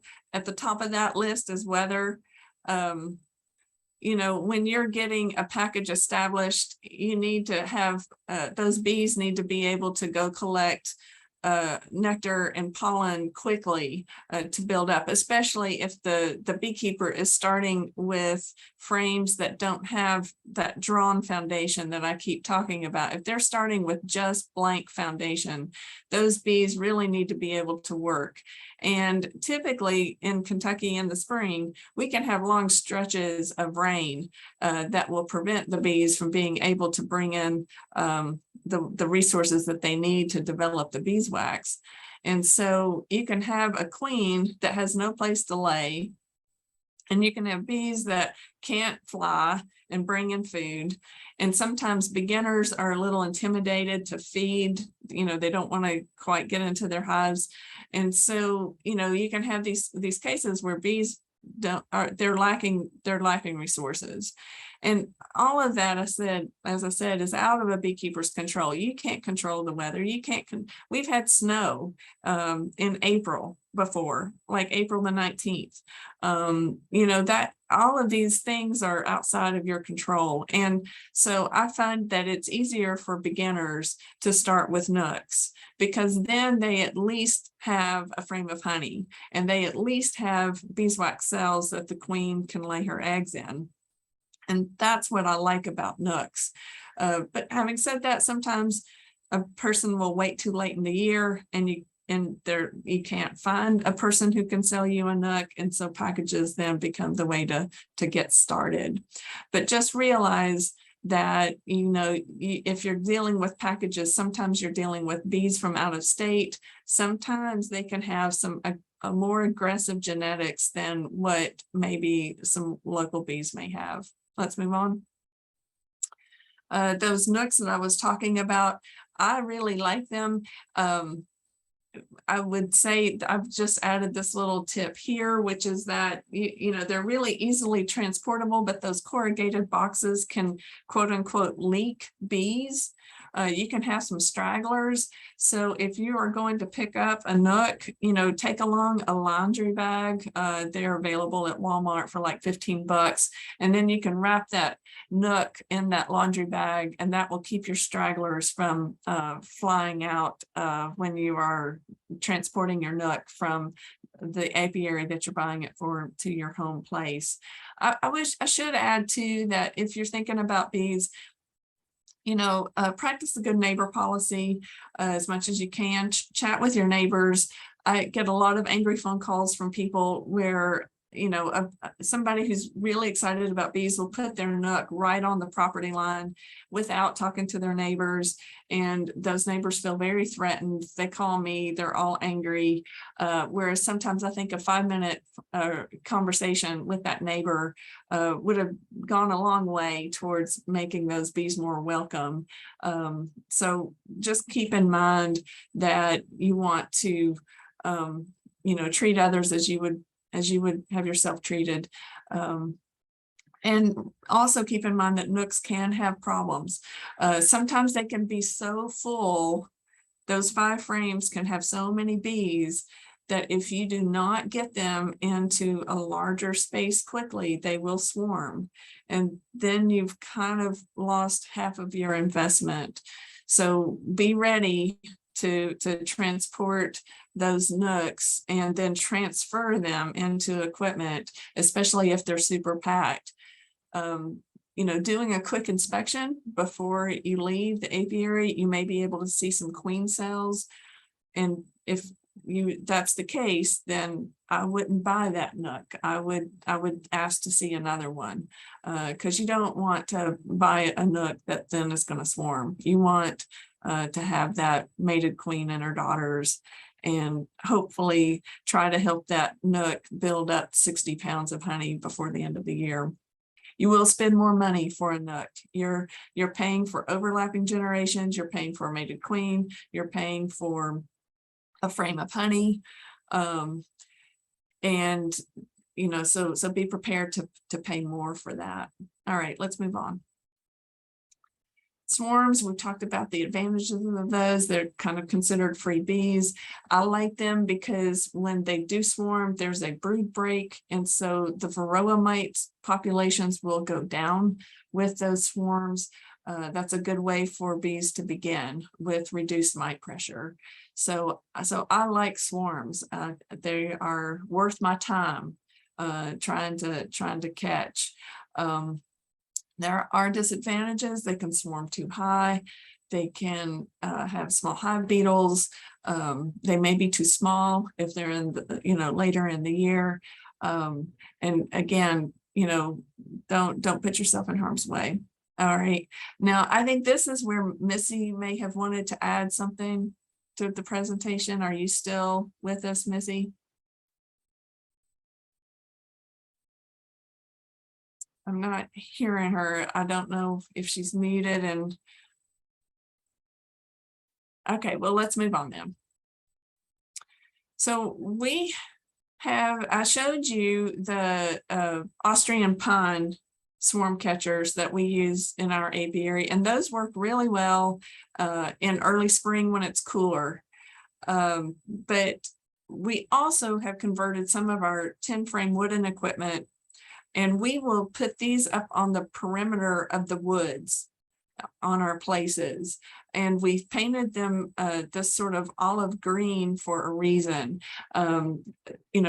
Later in the year, like June, July, when a swarm happens, it's going to go to places where there's more shade, not in the direct sun, and they really like those camo colors, and they really prefer to be higher up on the tree. Preferably 16 feet or higher. That's too high for us to feel safe, but they do like that. And so this is just we put out a couple of different types of swarm traps so that we can get both the spring swarms and then the summer swarms. All right, let's keep moving. We've already talked about this, so we won't dwell on that. We can move on. We've already covered this, so we'll move on.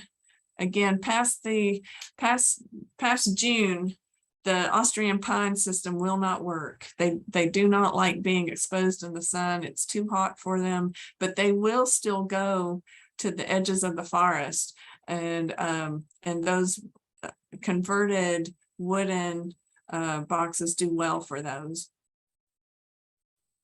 Any questions here?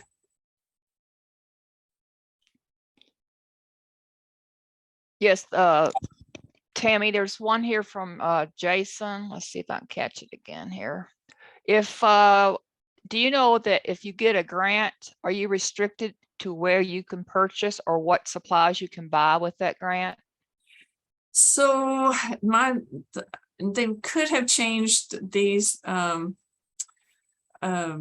recommendations since the last time I've seen them, but no, there are no restrictions, although they do ask that the hives have been inspected from a reputable person, and they may ask to see an inspection record, and I can do the inspection because that's what I do, and or the state from which the beekeeper is coming can provide inspection records. These are just simple health certificates where we will go through, and by we, what I mean is the state apiarist will go through an apiary and we'll inspect a percentage of those hives, looking for American foul brood, European foul brood, chalk brood, any those kinds of diseases is what we're looking for.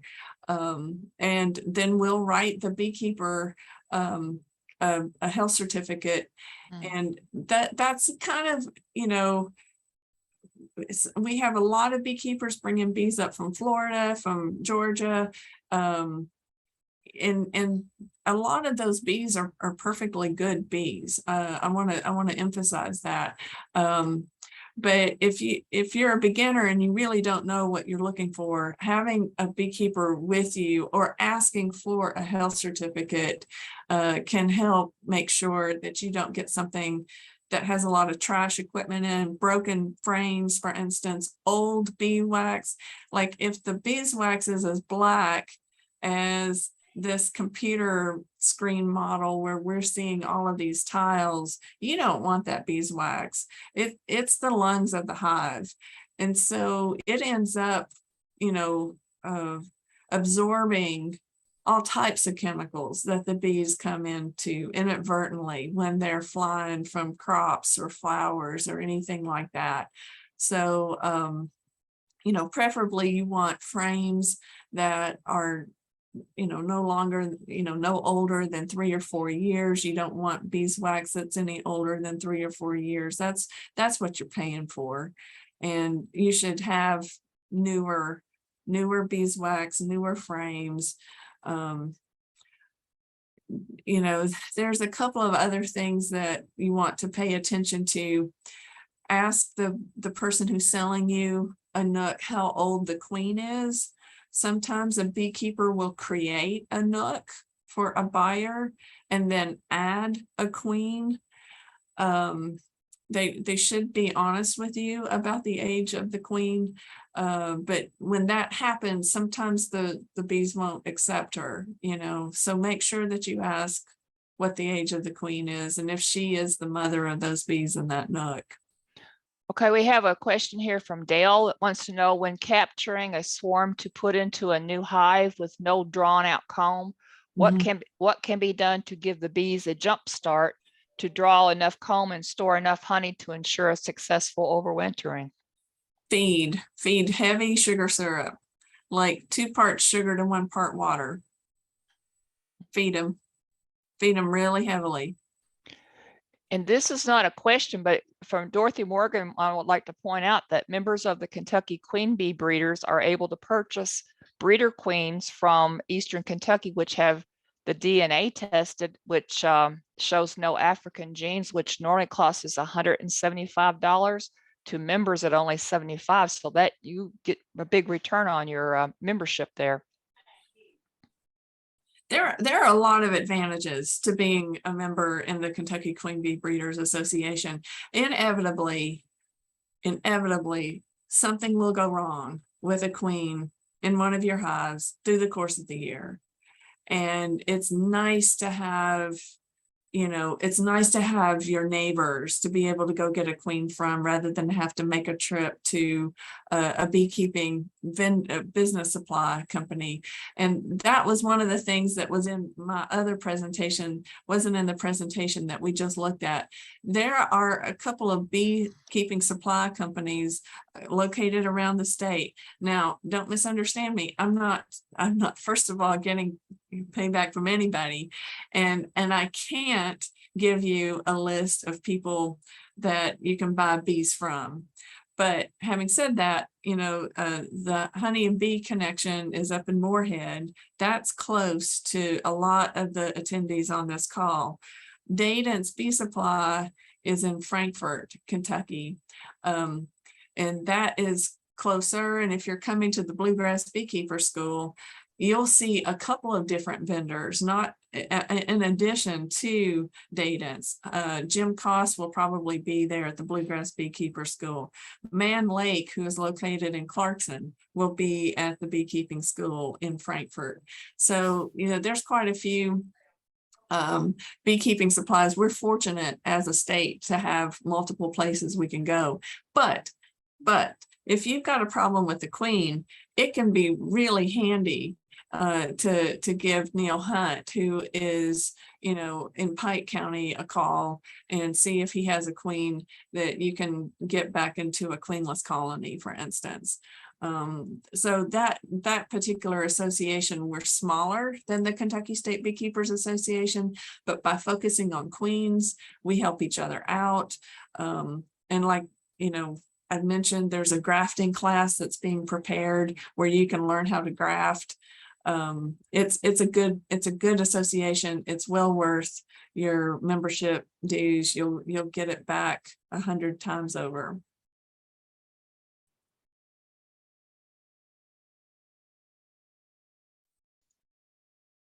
Thank you so much, Tammy. And I want to thank all of our speakers. It was great, considering we had a little bump when we first started. But if you look on the screen, there's a QR code for the evaluation survey, and Jeremy's also posted a link in the chat box. So please fill that out. That helps us so much. We do use them. Hopefully, like I said, I'm not promising anything, but maybe next year we'll be able to do an in-person one. Do we have any more questions before we end for any of those speakers, or is that it? I think Tammy's answering some of them in the text box, if you're able to see about how old the queen should be, no older than 2 years of age.